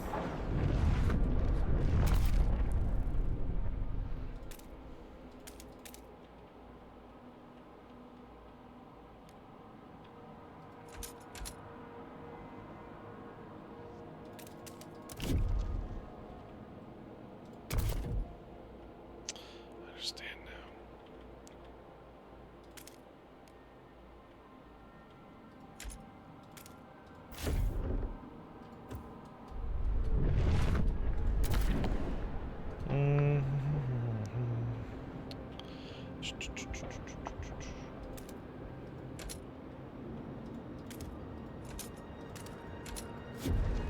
Okay, let's make a hub. Good. Okay. Let's make a hub. Excellent. Okay, let's make a hub.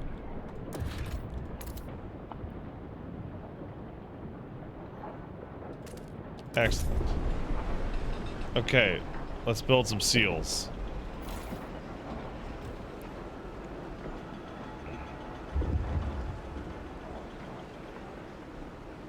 That looks bad. I don't like that. Looking at your grandchildren playing. My knees ache. My fingers are so stiff I can't hold my needle anymore. Lived a full life. Warms my heart to see little Betty and Jacob playing by the evening fire. But maybe this is it. Talk with the other elders. If it comes to it, we'll go. Some people are ready to sacrifice themselves to lower the food required. So how do I do that? Oh, I guess that's later. I was ready to just do it right now. Everybody over the age of 25, straight into the pit. Okay, that's probably too low. That's probably too low. Right? That's pretty low, actually.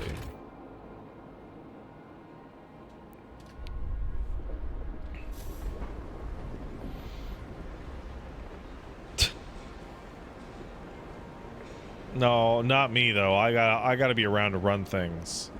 So that's different, you know. You know.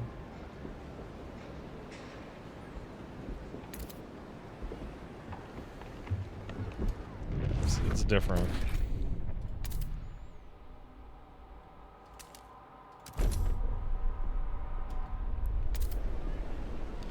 Okay, I think I've got a hold of everything I could possibly do.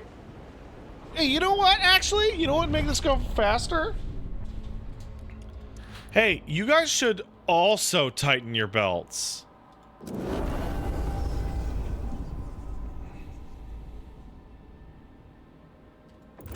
Actually.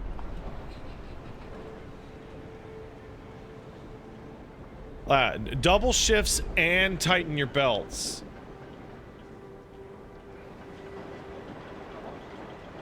Yeah. Well. Materials. Yeah, I could get to those things. But let's...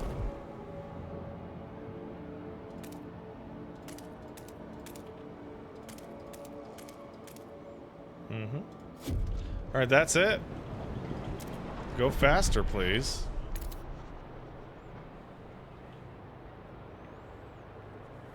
Go faster.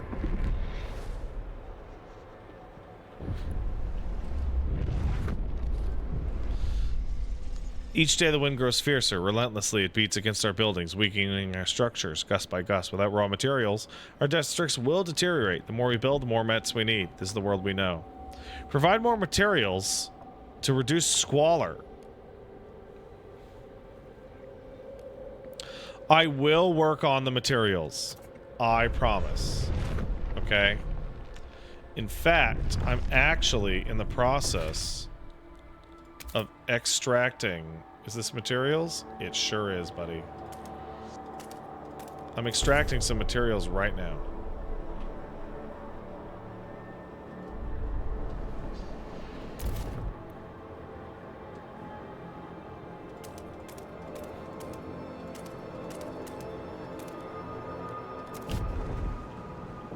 See?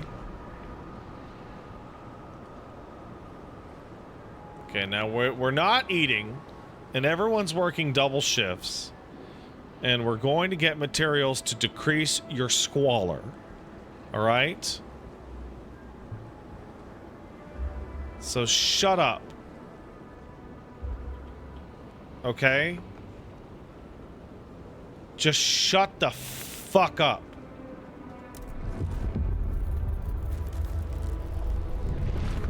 It's getting colder. It's coming. Heat demands increase.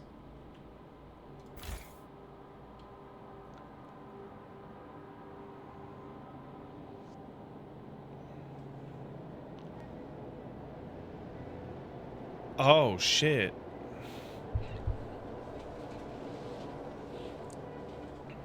Well,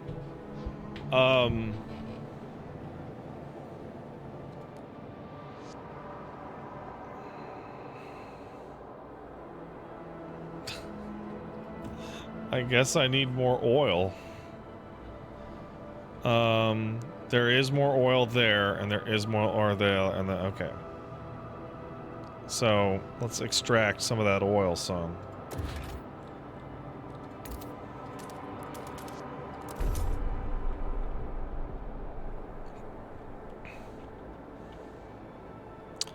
And let's frost break over here, shall we? People are working.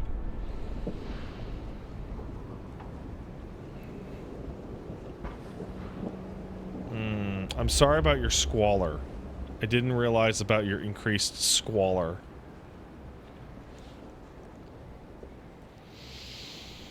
You know, I wonder...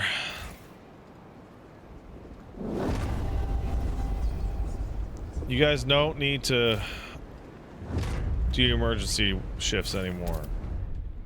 Good work. We're doing it for the... We got the materials.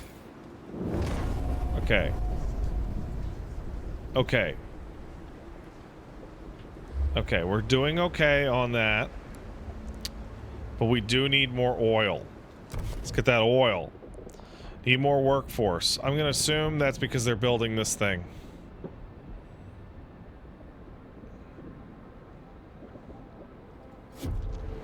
Here's hoping. Alright. Am I out of workforce? I might be out of the fucking workforce. Shit.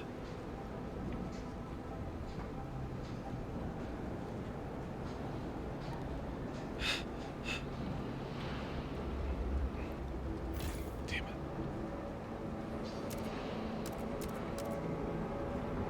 Can you just... Okay. I just need enough to... I just need enough for this, bro. Okay.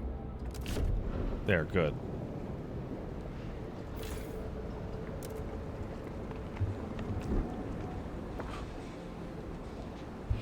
$15 weeks. Okay, good. Good. Stop getting sick!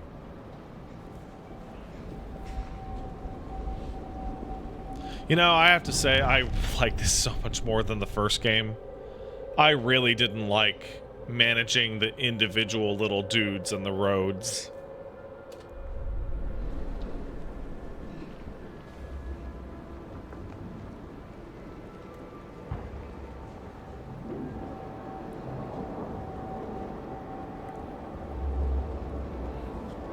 But most important, I think it was really smart for them to make it a completely different game. A completely different game, you know? Alright, we frost broken. No, not a hub. We need extraction. Alright. Let's just make it so that that's built.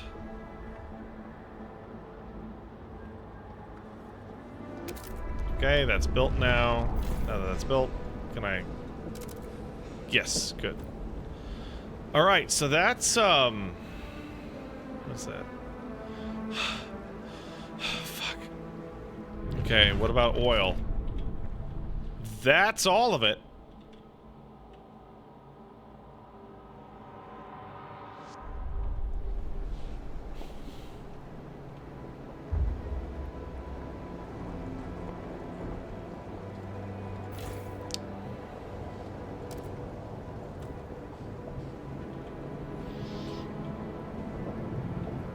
That's good. When it depletes, you can get that workforce back. Bro, I don't even have enough heat to cover what I have right now.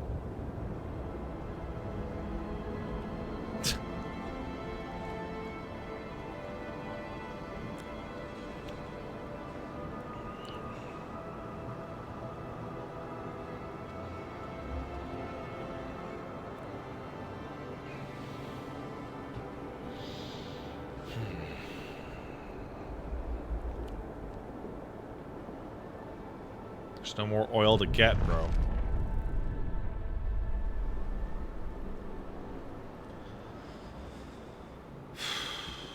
Hey guys, I will be right back.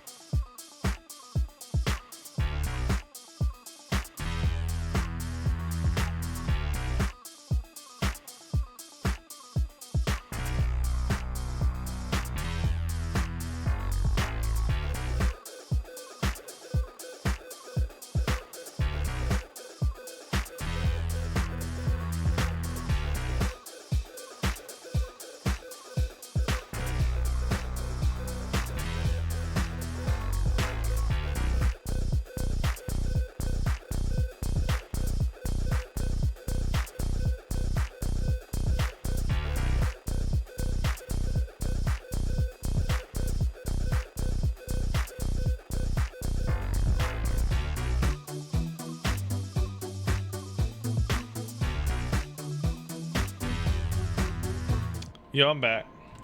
Probably should have built the houses closer to the generator. The houses are actually all touching the generator. Like, they're as close as they're gonna get, bro. Alright, well. Nothing to do other than go faster.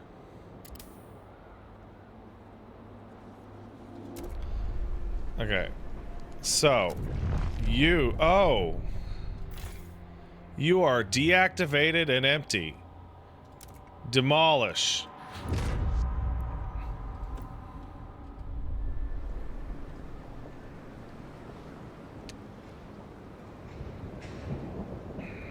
I'm plus on everything. I have enough shelter. I have enough food. We did it. We got enough food. Our workers should make last-minute prep. We should try and keep our people warm. Now we wait. Wait for the whiteout to hit.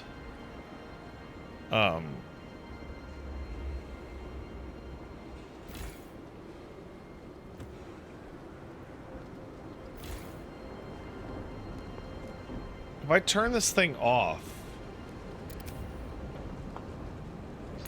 Okay.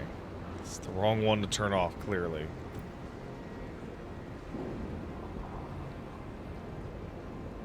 Wait for the whiteout.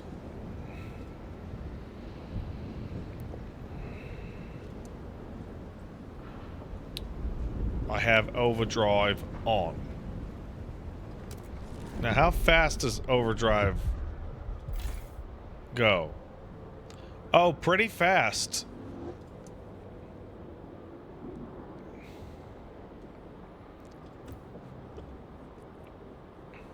Wait, hold on a second.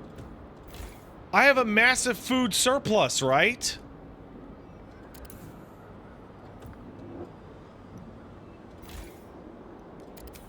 I don't need a massive food surplus.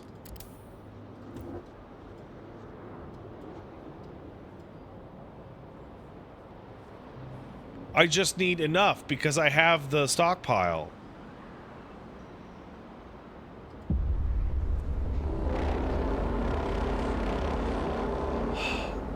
The whiteout is here.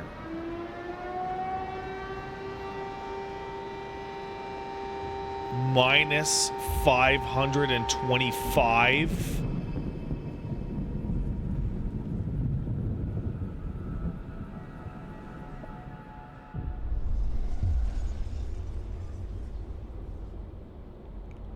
When whiteout hit the camp, the wanderers were ready.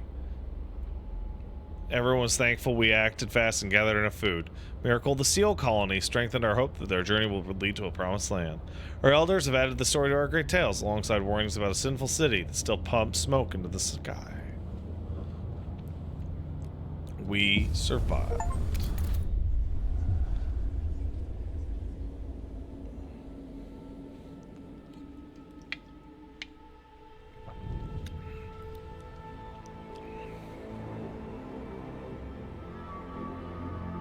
Ooh.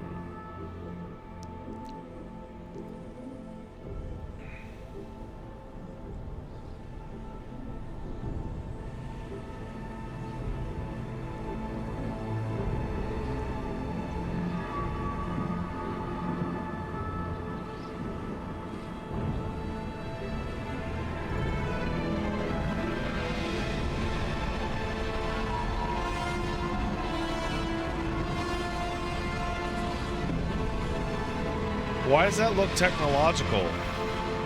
The old captain is dead. New London is weak. Food is low, overpopulation looms, coal is running out. People yearn for a future worth dreaming of, but is it the same future for all?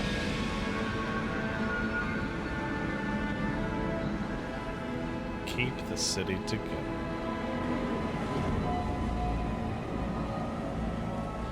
Or hold its hand on its deathbed.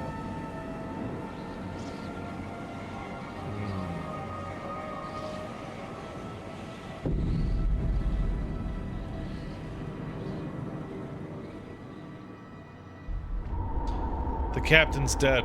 As he weakened, growing divisions brought city maintenance to a grinding halt. Now New London's left to suffer the consequences. So I don't even recognize this as the Frostpunk 1 city. It looks so different from the last time I left it. As stewards, you're charged to lead, but you must prove yourself. The overcrowded city is low on resources. Use this warmer year to build more shelters, secure coal, and power the generator back on. Oh, it's off? The fucking thing is turned off?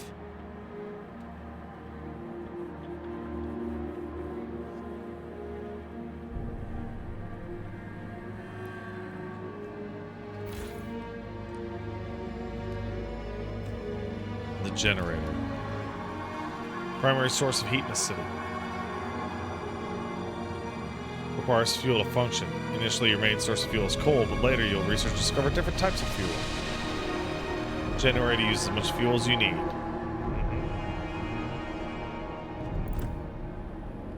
Alright, well that's a nice look at Frostpunk 2. Might come back to this. But definitely want to check out Age of Myth. A game I've never played. Alright, so I'll take a quick 5 minutes and I'll be right back.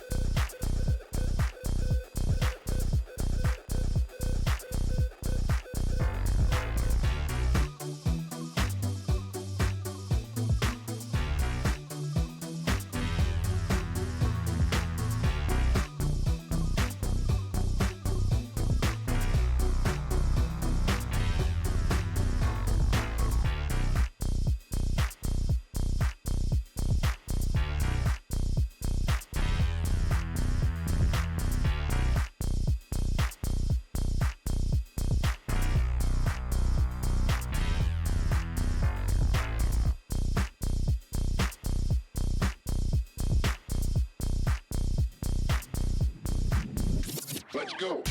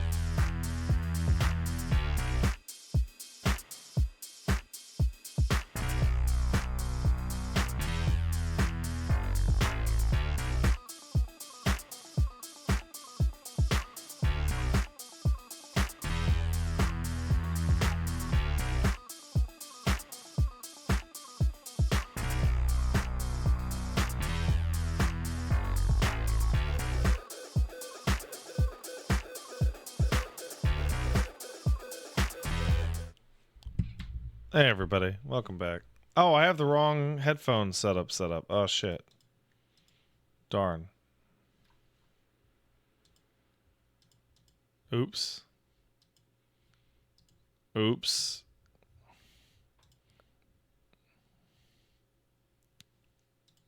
I tried.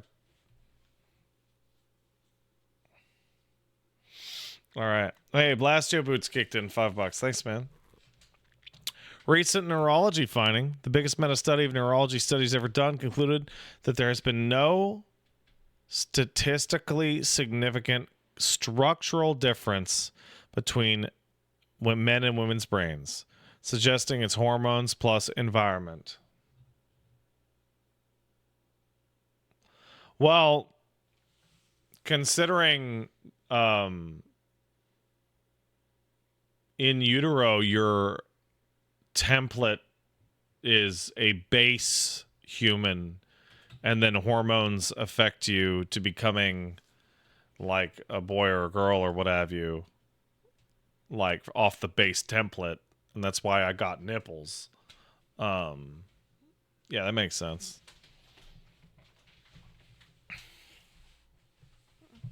Your template was a potato? Yeah, that's probably true. And Galveo 91 sub. Thanks, man. All right. Let's hop into Age of Myth. Retold. So I've never played this game, ever. I mean, I don't mean the new one. Like, obviously I haven't played the new one. It just came out. But, like... Bro, you gonna show up on the fucking screen or what?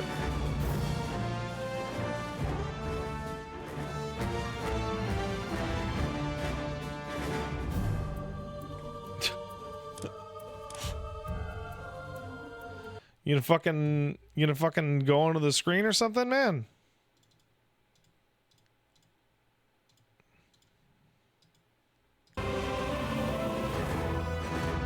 Okay, I had to manually do it. That's fine. All right, gang. I have to learn. I need a tutorial. Let's watch that intro cinematic again.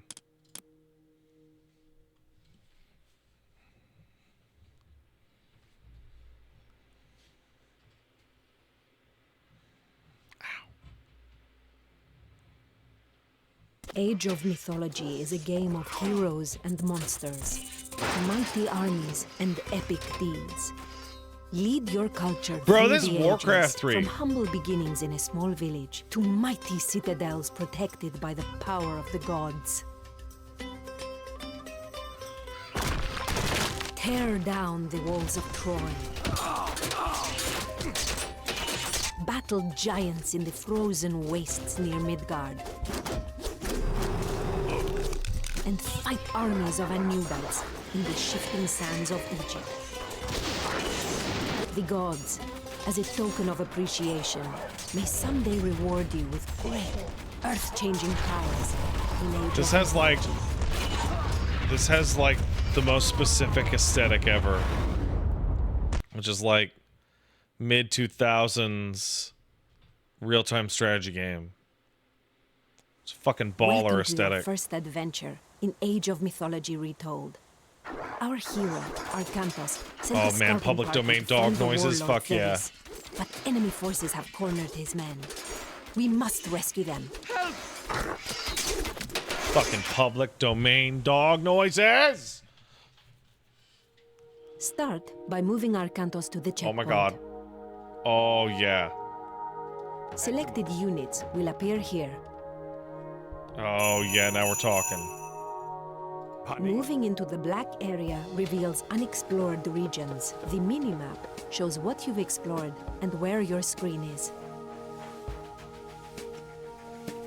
I don't have a pause. There's no pause. Oh crap.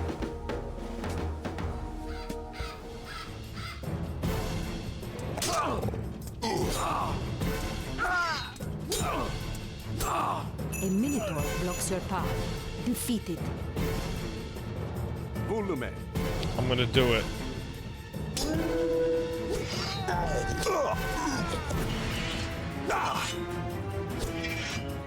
Heroes like Arkantos can easily defeat myth units, such as the Minotaur. Line formation? Jason and Heracles have come to help Arkantos rescue his Whoa. men. Πρόσεχε, βούλομαι. Seriously? Ετοίμος. Now, move your units to the next checkpoint.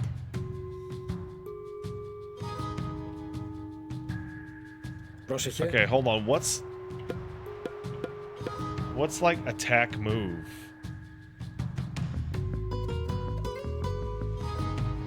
Πρόσταγμα. Λέγε. Ετοίμος. Spacebar? What? Βούλομαι.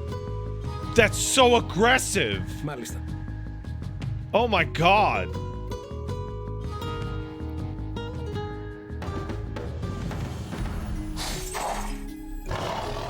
Look out! A manticore watches the road from the cliffs. Oh, they getting owned. Your heroes can only attack what they can reach. But Zeus has blessed you with his god power, Bolt. Yeah?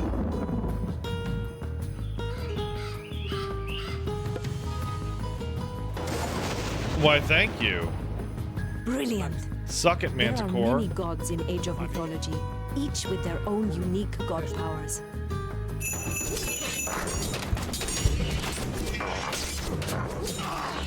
This scouting party, quick, send your heroes to help.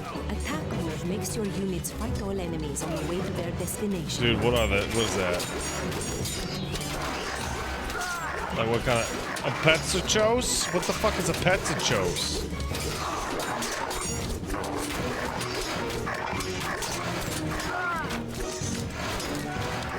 Πρόσεχε.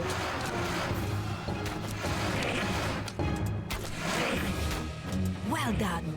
You have rescued your men. Arkantos' army has found Theris' base. Travel up the road to join forces. Oh. Cool, actually.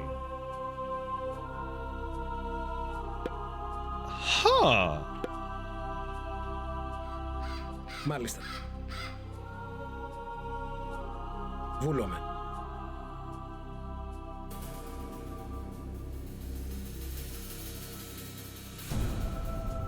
Varys' base is just ahead. Defeat the soldiers guarding the gates. Oh my god, I was like, what is that lame-ass fat dragon? And it's a Hydra.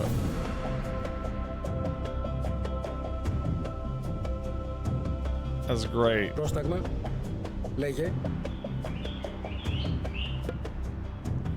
Ναι. That's great. Πες του. Let's do it.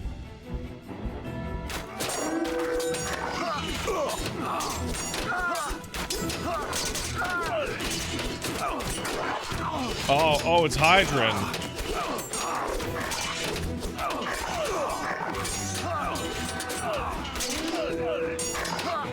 The gods have blessed you with meteor. This destructive god power causes flaming meteors to fall from the sky. Yeah, fuck their bullshit. Yeah, fuck on your bullshit. Yeah, oh, suck it. Holy shit. Behold the power of the gods. The enemy base is in shambles. Now raise it to the ground. Ετοίμος.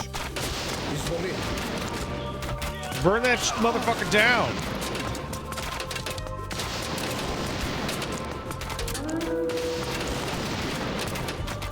I'm a big fan of how the hero units are auto-using their skills. I like that. I don't want to micromanage this. Μάχη. Εισβολή. I want to macromanage it. You know what I'm saying? Πρόσταγμα. Λέγε. Μάλιστα.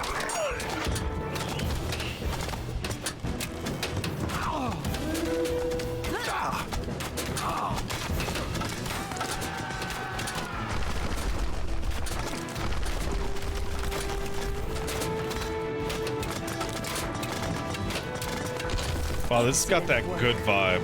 This base will trouble you no more.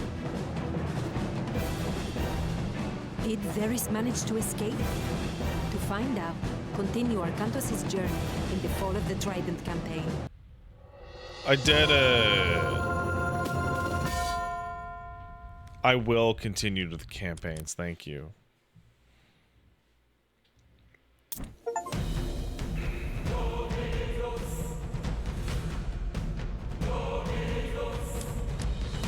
Oh, that's the baby tutorial. Got it. All right, we got Fall of the Trident, the Atlantean bitch. We got Fall of the Brock and Etri. We got the New Atlantis. Wait, what? Where's the Egyptian campaign?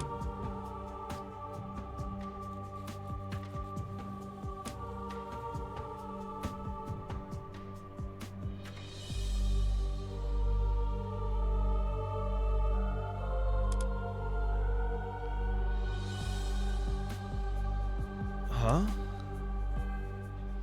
Fall of the Trident's Greek, Egyptian, and Norse?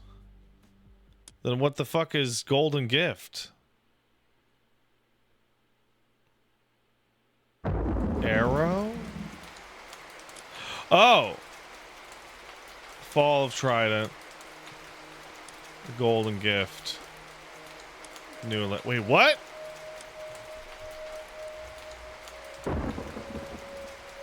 Oh, okay. That. All right. All right, Atlantis, bitch. Let's see what you got.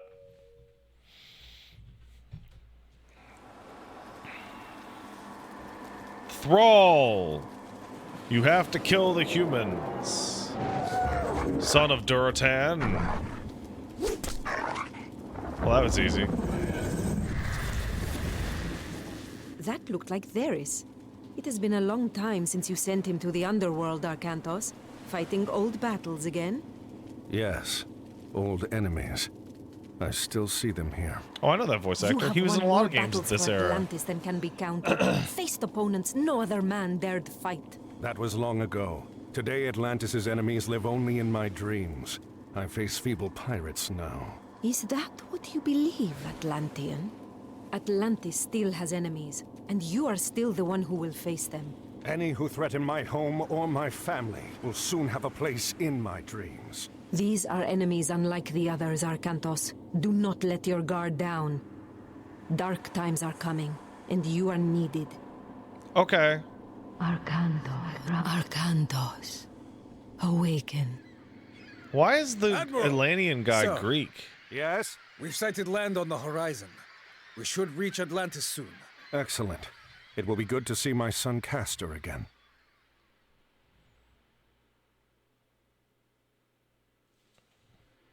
Just when Arcantos thought his adventures were over.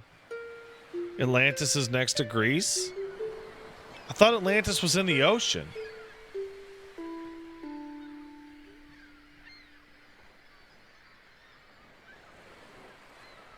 You cannot ignore the omens, Arcantos. Lord Poseidon's displeasure is clear. We must help break the siege at Troy. Troops we send now will be lucky to arrive before the fight is over. Even if they do, their only task will be to show the banner of Atlantis, not a task for an admiral. It would shame Agamemnon if we sent one of your junior officers. He already complains that we do not pay enough attention to the Greek colonies. No, it must be you. Whoa, what the fuck is that? Oh, that's crazy. Castor, stay here. Poseidon's starting shit with the ocean.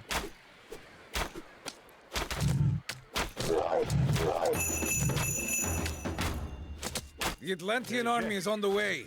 Defend the harbor until they arrive. Let's get that Arcantos motherfucker. is a hero, and very effective at killing myth units, such as the Kraken. Oh, my building. Take that, Kraken. Well done, but we should prepare ourselves for more attacks. Yeah, how do I fucking do that? Rochese? Remember, additional Toxote can be trained at the archery range. These excel against enemy infantry. Toxicodes.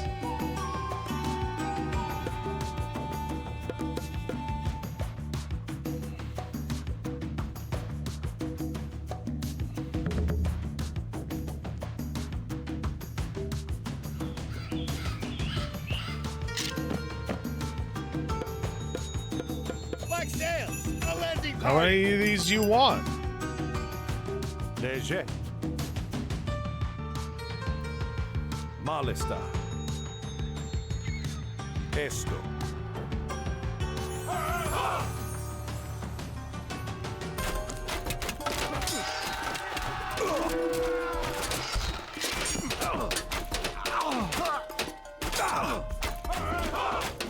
Good. I'll take that, The black pirates. sails are going to regret this. Rochese? Ne. Hoplites are infantry trained at the military academy. Use them to protect your vulnerable Toxote. Okay. Several villagers are working in town, west of the harbor. If you are running out of a particular resource, you should consider retasking them to gather it. What? Do I need another resource? Etimos. Hold on a second.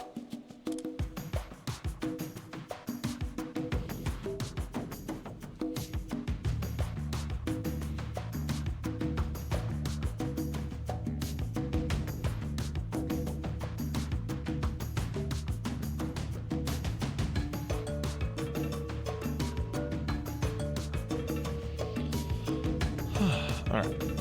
Let's see. Wait, right click to auto train? Like just fucking keep it going until you run out? Kraken approaches. Poseidon's wrath is clear. Prostagma. Pani. Oh, it's like Command and Conquer then. I see. Panos. That's not what I wanted. Stab that bitch. Etimos. Oh, this got that good old RTS feel, bro. I think the only new RTS or newish RTS that has good game feel that I can think of is Age of Empires 4 actually feels really good. Good work. But keep your eyes open. Okay, so it says I need to support its Use the population. restoration god power to heal your units and mend your buildings. Well, my buildings are fine. But okay. Get those Petropoli up here. Ooh. Prosta. Another kraken headed for the shore! Grosheshe. Malista. You know, I have to say, I love Esto. that this game is like, well, obviously you're gonna build just a stupidly gigantic amount of units and just jam them all together, right? Like that's what you're gonna do.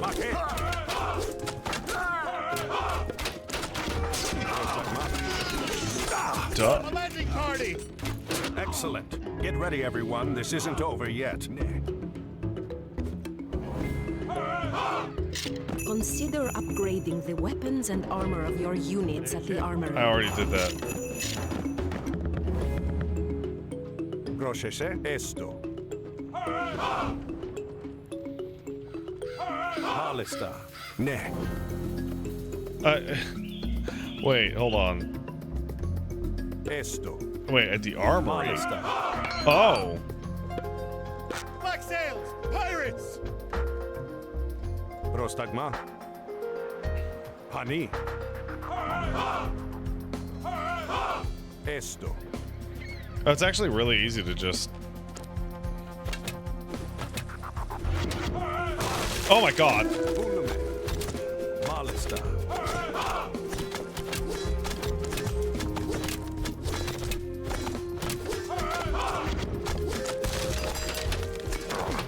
Get him! Get him! The pirates won't take Atlantis this way.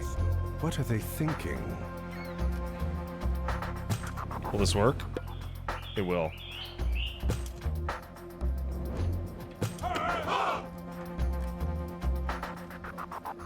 Yes. Grosheshe. Ne. Etimos. Perfect. Hani. Grosheshe. Volume. Just keep Another making kraken dudes. approaching! Pray this is the last! Etimo. Malista. A black sail landing party! Oh my Leje. god, there's so many bros.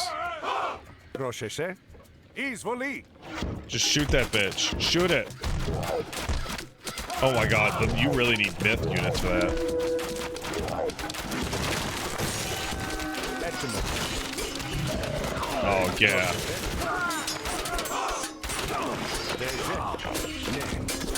The Atlantean army will be here soon! Just shoot these motherfuckers. Oh yeah.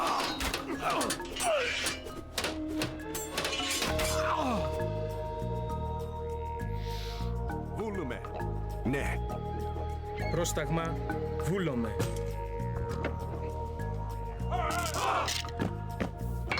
Reached population capacity. So here's the question. If I'm at pop capacity, it will keep trying to make them. It just can't make them. That's awesome. Thank you. Prostagma. So as soon as a guy dies, they'll just be like, Hani. okay, here's a new guy. Etimos. Oh my god. 2 Krakens? That's bananas. Πρόσταγμα, βούλομαι. Oh, this is actually pretty tough. Arkantos! The Atlantean army has arrived! Command us, Arkantos! Where are they at? Invoke the lightning storm god power to decimate attacking Okay. planets.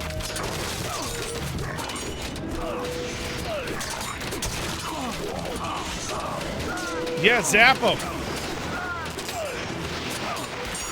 Black sails are fleeing. It will take more than pirates to overrun Atlantis.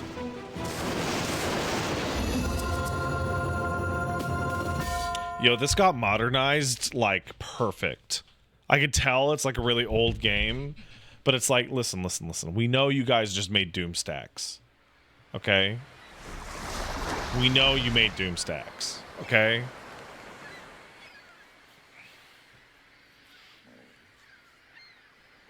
Another message from Poseidon, Arcantos.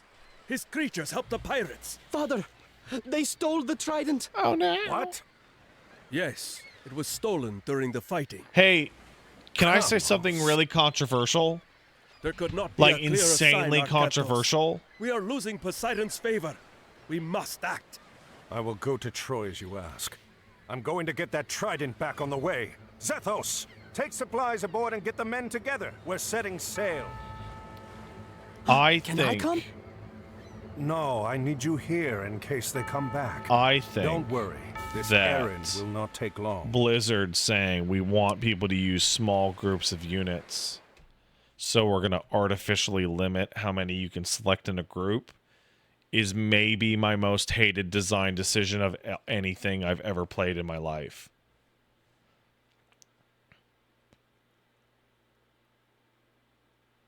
You can only select 16 units because it's the only... Shut up. I want to control a unit cap amount of siege tanks.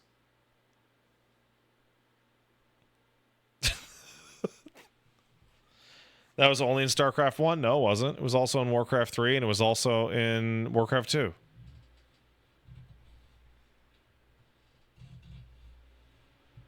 And Warcraft 1.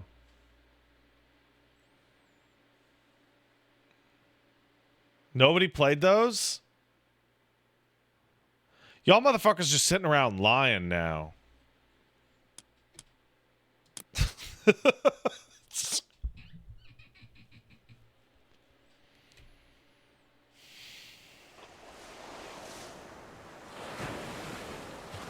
Perhaps setting out on this errand really was all that was needed to appease Poseidon. Black sails, port side! And he leads us to Kamos, too. Archers, ready your bows. Prepare to come about. They're going to pay for insulting Poseidon and Atlantis. Yeah. Okay. Έτοιμος. To defeat Kamos, you will need to build up and advance to the classical age. What? Villagers gather the resources you need to create units, construct buildings, and research technologies. Okay. To gather resources faster, you must train more villagers.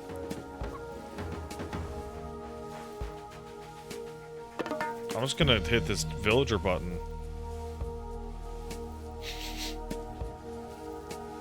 Or is there a reason I shouldn't just forever?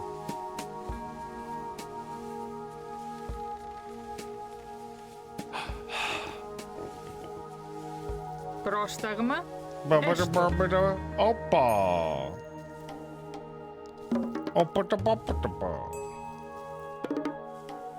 Oh, villagers also take cat?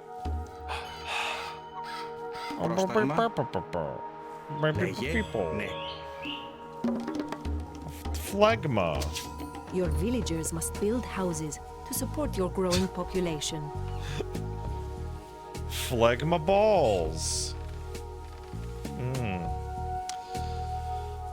Okay, we got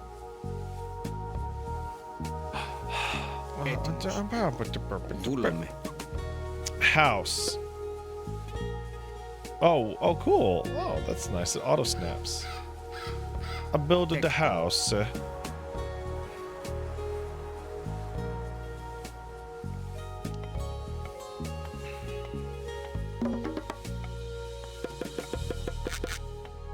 let's just train those villagers. Λέγε. Auto scout? Really? Auto scout? Really? Really?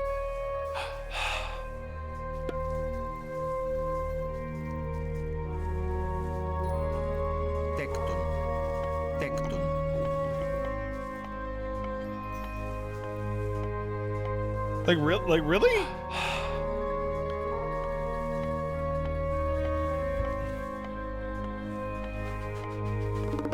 What are all these buttons? Temple, docks. Okay. Town center. Wall.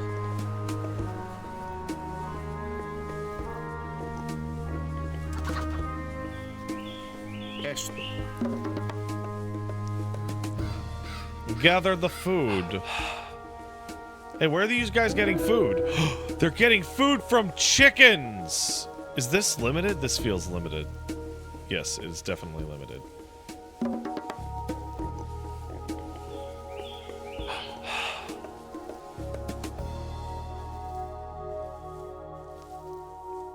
It is just the unit spawn noise. Alright. To advance to the next age and create deadly myth units, you must build a temple. Okay, hold on. Let's make a chicken summoning zone. We've made the chickens.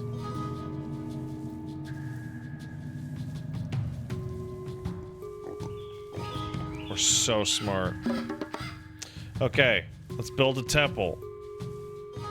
Etymos, volume, malista. What is this button? What does that do? What is that doing? Hani. Roshese. Prostagma. Roshese. Huh, weird. Leje. Esto. Oh, it's control groups. Okay. Okay, anyway. Oh, wow, he found the enemy. Oh, okay. Anyway. Leje. Vulome. Okay, temple. We gotta get that temple. Tekton. Paka shaka paka. Where's Favor?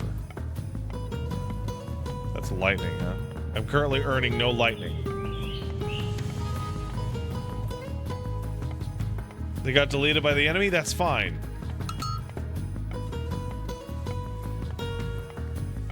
That's fine. That's okay.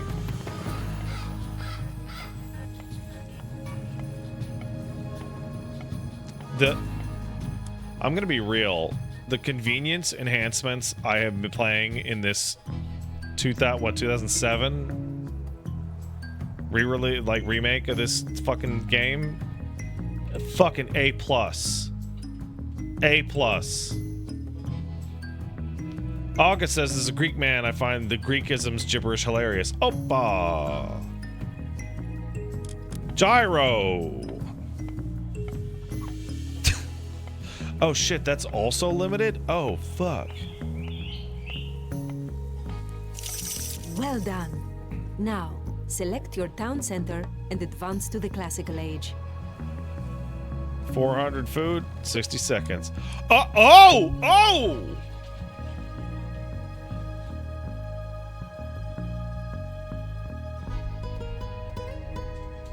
Oh! Oh, this has stuff. Okay. Ceasefire. Oh, that's annoying as fuck. Or AIDS. Mythical unit. Centaur. Or Cyclops.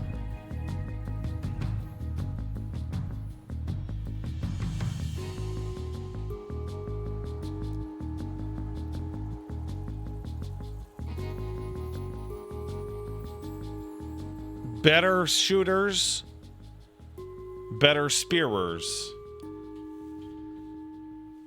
better Cyclops, better bow versus Centaur better, respawning Pegasus, Centaur. Okay, so it's basically, do you want a Cyclops? Or do you want centaurs?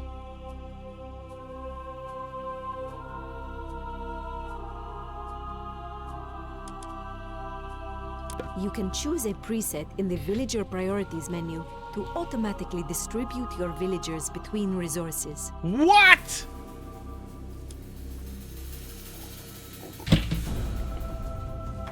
Ah! Are you for real?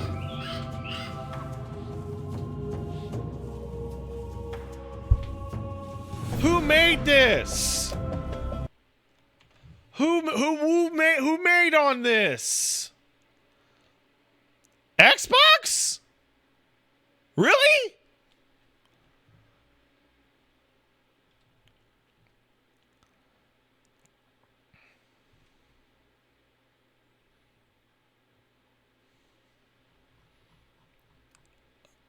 Are they making anything else? Oh, they made Age of Empires 4. And they made Age of Empires 2 Definitive.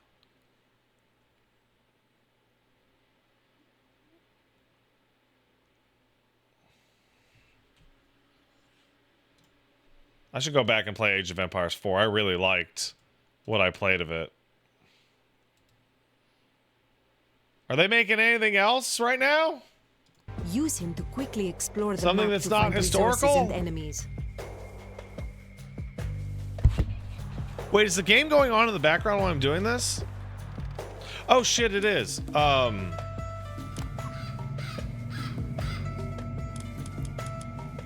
Allow farm construction.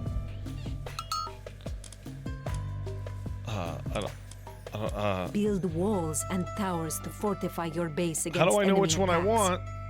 Once upgraded, towers fire arrows at enemies. Oh, I got a centaur. That's not a centaur. Oh shit.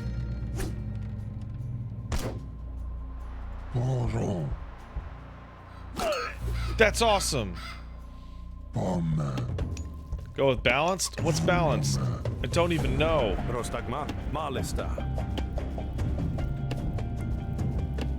How do I know what's...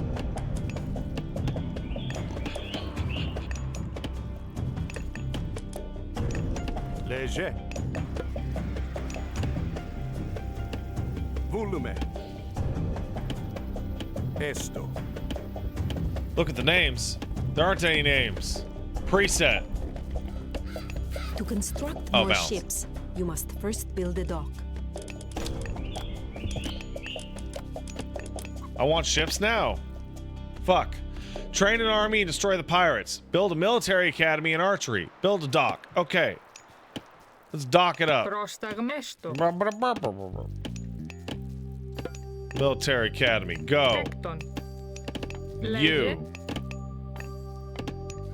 You make archers. Tekton.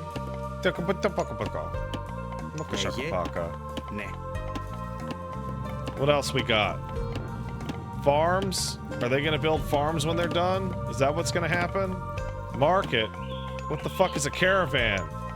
Bro, this is too much. This is too much right now. Military academy? That's the archery range, right? Okay.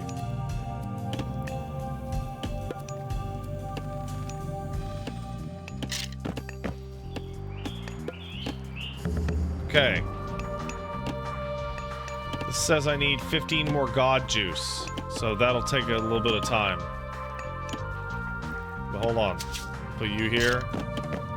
You here. Prostagma. Léger. Okay. Volume. Prolegmata. Got it.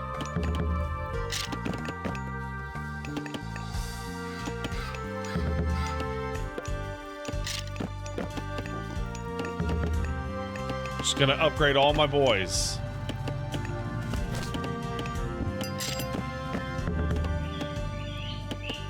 Dude, Raphael, you actually got me with that whiteout shit. You actually totally got me, bro. You're an asshole. So that's a hypnotist. And that's a hoplite. That's a medium hoplite and medium hypnotist.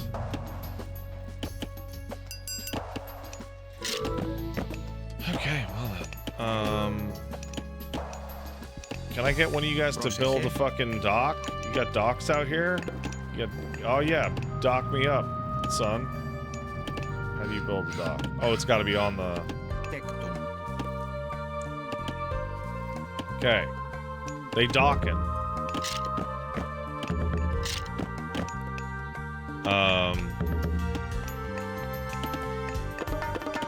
There we go. There we go. I'm building. I'm just building. I'm just building, motherfuckers. Okay? Guys, they're getting built.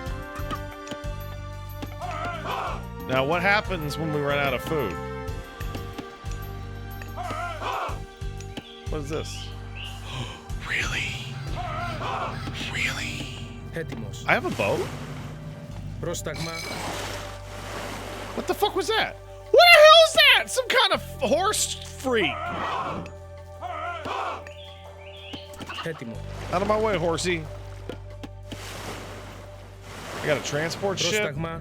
Λέγε. and Πρόσταγμα. a Λέγε. Turim. Okay, well you... Okay. Πρόσταγμα. Okay, Stigma. I'm close to reaching my pop cap. Okay. Etymos. Ne. Well, that's fine. Because if I'm about to reach my population cap, then I can grab this villager over here, and then I can hit Shift Q, Q, Q, Shift, and I can do bam, bam, bam, bam. Ναι, I can do that. τέκτον.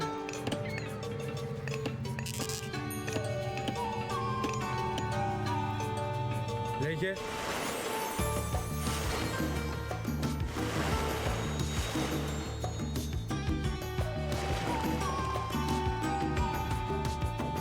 With W-E build, wait, what?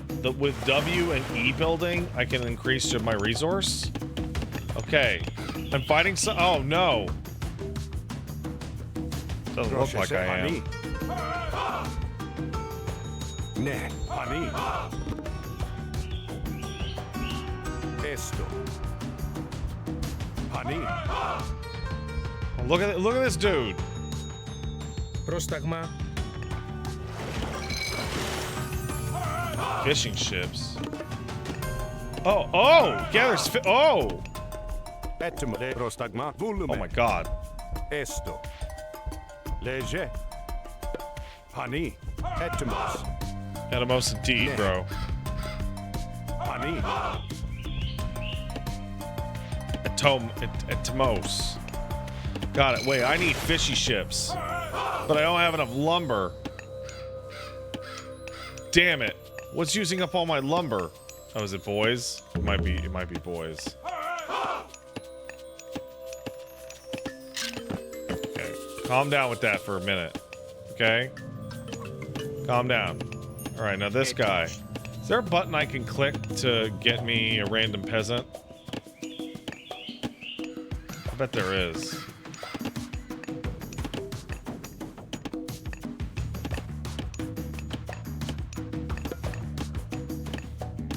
Wait, I'm sorry. There's a keypad that literally what?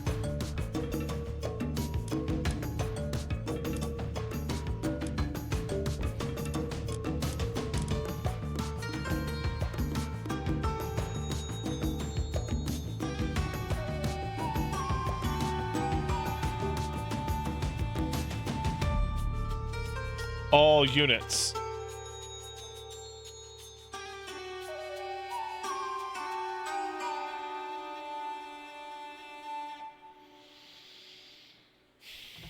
All right, hold on. Hotkeys.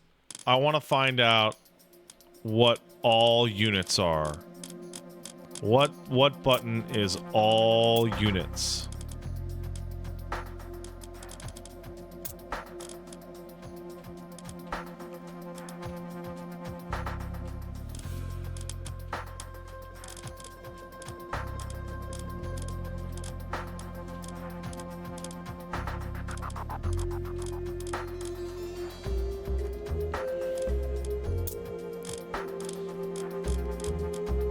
Doesn't look like there's...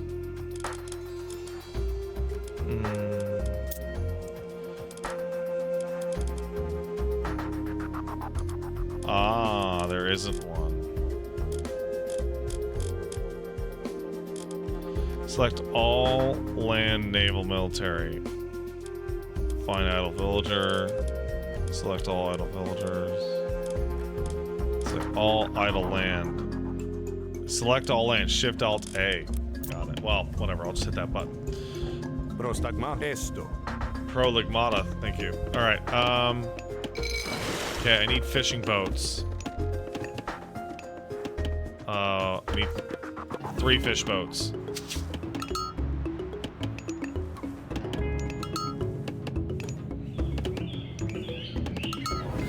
What's that noise? Oh, it's discovering pigs.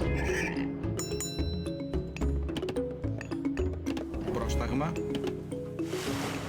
Έτοιμος.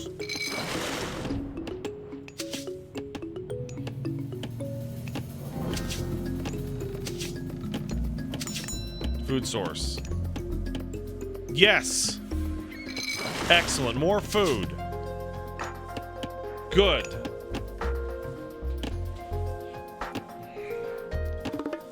Tent. That's the Arkantos tent. Etimos. I'm getting close to that. That's fine.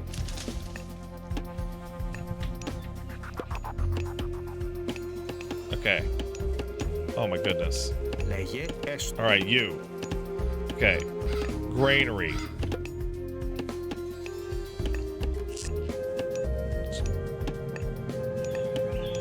What's the point of this? Is this just like a location that's far from the city center, or what? Well, we'll find out, won't we? Λέγε. Μάλιστα. Okay. Farm. Storehouse. Wood and gold, huh? Τέκτον. Okay. Husbandry. What? Hurt. What?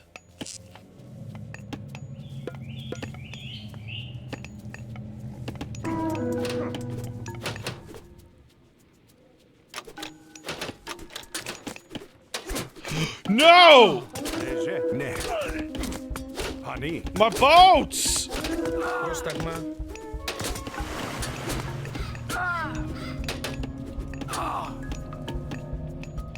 Πρόσεχε.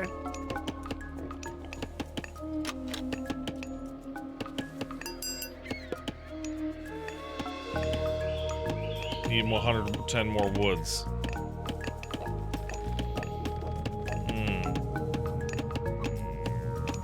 Λέγε. Πάνι. Okay. I don't know where they came from, bro. I don't know where they came from. Okay, now everyone's gonna get really good at their jobs. Okay? And I'm gonna make 5 more of you guys. So you can go faster. Πρόσταγμα. Right?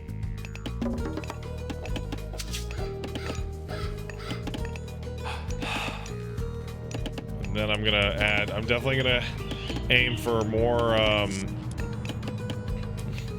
more gold and wood.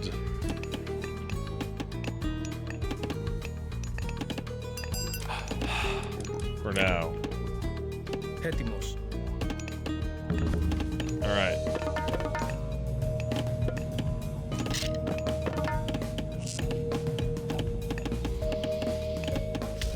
Έτοιμο. Βούλο. Okay, hey you. Τέκτον. Τέκτον. Τέκτον. Τέκτον. Τέκτον. Τέκτον. Τέκτον. Τέκτον. There you go. Build that shit, loser. Build the wall and keep them out, bro. I don't even know where they came from.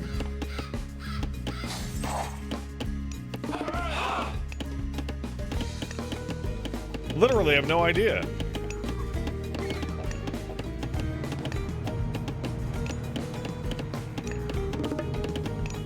I guess we're gonna find out where the unicap is. It's definitely not 100.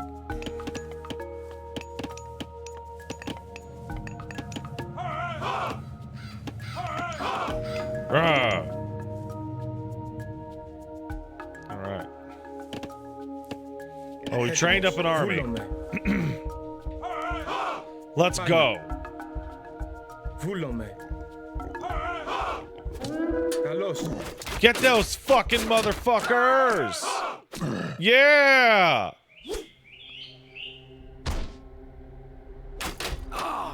Ορθώς. Wait, where's my Orkantos? Πρόσταγμα, βούλομαι. Léger. My Orkantos! Etimo. Léger. Prostagma.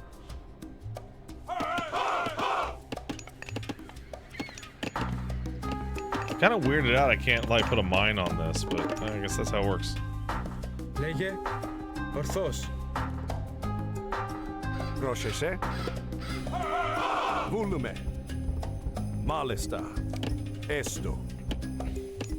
Μάλιστα.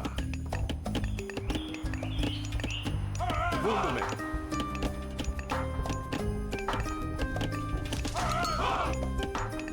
Μάλιστα. What's this? Oh, they're looking at me! Those bitches! Those bitches are looking at me! Honey. He's my head.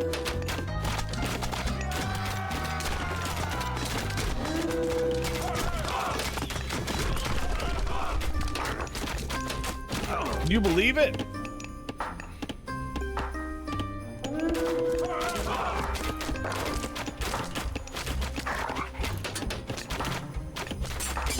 Horo. Esto. I can't believe it. Honey. Έτοιμος. Βούλομαι. Léger. Volume. Oh, yeah. More. Πρόσεχε. Esto. Get him! Get him, boys!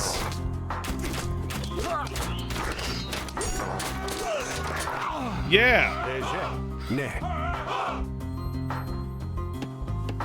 Πρόσταγμα, ορθώς. Indeed. Έτοιμος. Λέγε, πρόσταγμα, πάνω.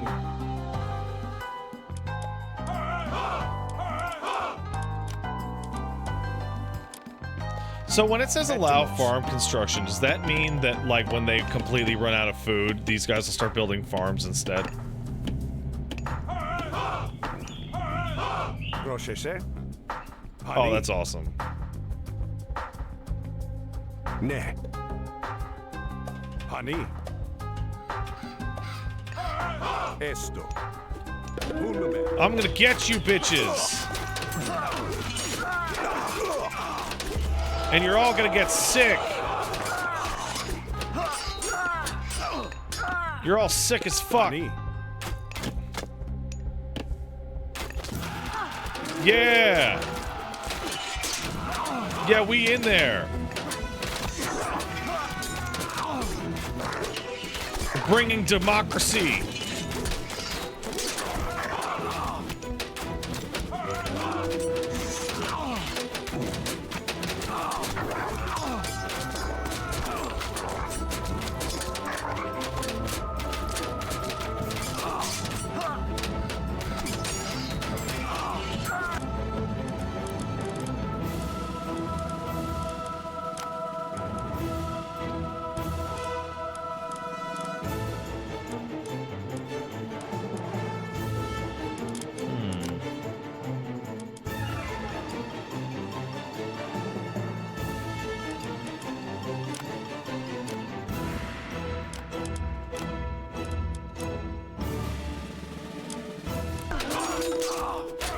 Wait, what?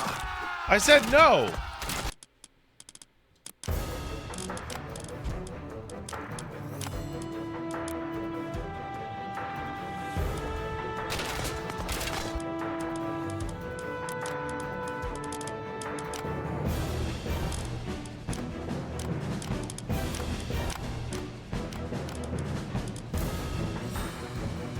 Okay, show hit points. Show damaged hit points for units that have taken damage.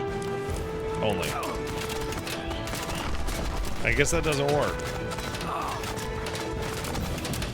Yo, do you think selected units always show hit points? Oh.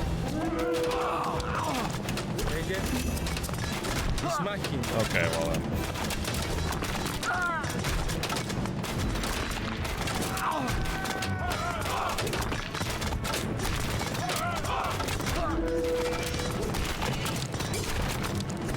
Wow, that looks great. That looks great.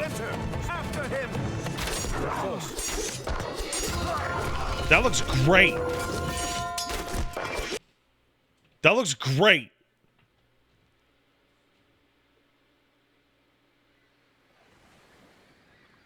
another time, Arcantos, your luck will end. And I will be there to see it. Your head will hang from my mast, Atlantean! I'm putting this in the good column. This is a recommend on Beat the At Backlog. least one of Poseidon's children still favors our enemies. Load the trident aboard the transport. We'll send it back to Atlantis immediately. This just makes me want to play Age of Empires 4. No, I'm good for now. Thank you. Yo, that's cool as hell. I'm super impressed. Why didn't a bunch is okay? So you guys, some of you guys know, are a lot of those features new to the Retold, or were those always there? Like, because choose where the peasants go.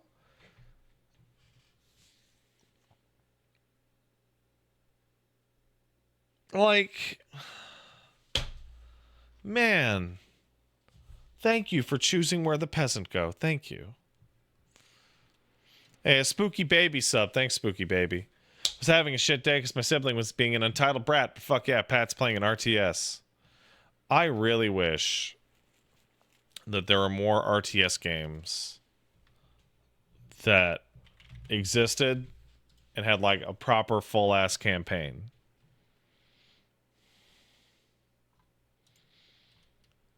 Like, I wish that there was like a New Dawn of War game. That's what I wish, actually. That's what I want.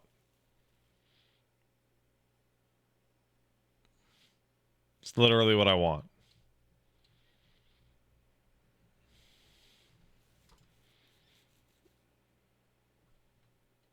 Yeah, that's all I want. Harry Kingsport kicked in a sub. Hey, Pat, finally finished the Dawn Trail MSQ. Don't know what people are talking about. The expansion was absolutely fantastic. Being the allied heavy hitter to a shonen protagonist was super fun.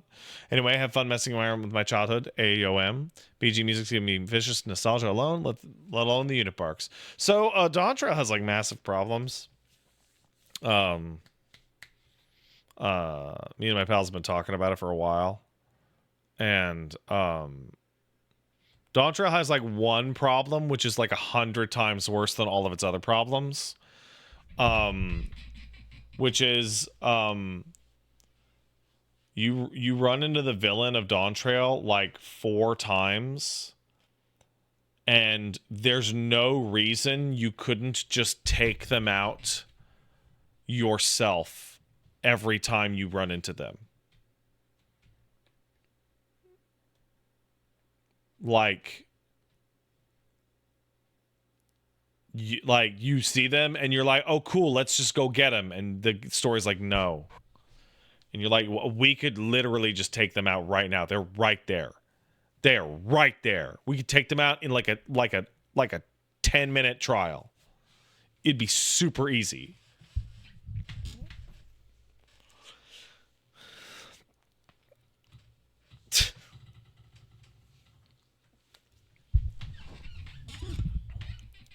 Kirby Sauce kicked in a sub say, oh, is this an RTS? I thought it was Colony Sim. I don't know which game you're talking about, but yes. Harry Kingsport gifted us up. Thank you. Pregnant Adam Sandler kicked in 500 bits. Thanks, Pregnant. I hate it. Hey, Pat, thanks for showing off Metaphor. Ended up checking out the demo myself to pre-order the game. It's the first game that made me go, when the guy in her bio dies. Which is funny. I don't get it, but thank you. Finch 9001 sub. Thank you. And Pyramid Jed kicked in $5. Hey, Pat, just worked a 12-hour day and this is a perfect chill stream. Thanks, man. You're quite welcome, but the stream is over now. I have a lot of stuff I got to do. I got a lot of stuff going on. So I'm going to get out of here. You guys have a good one. Bye.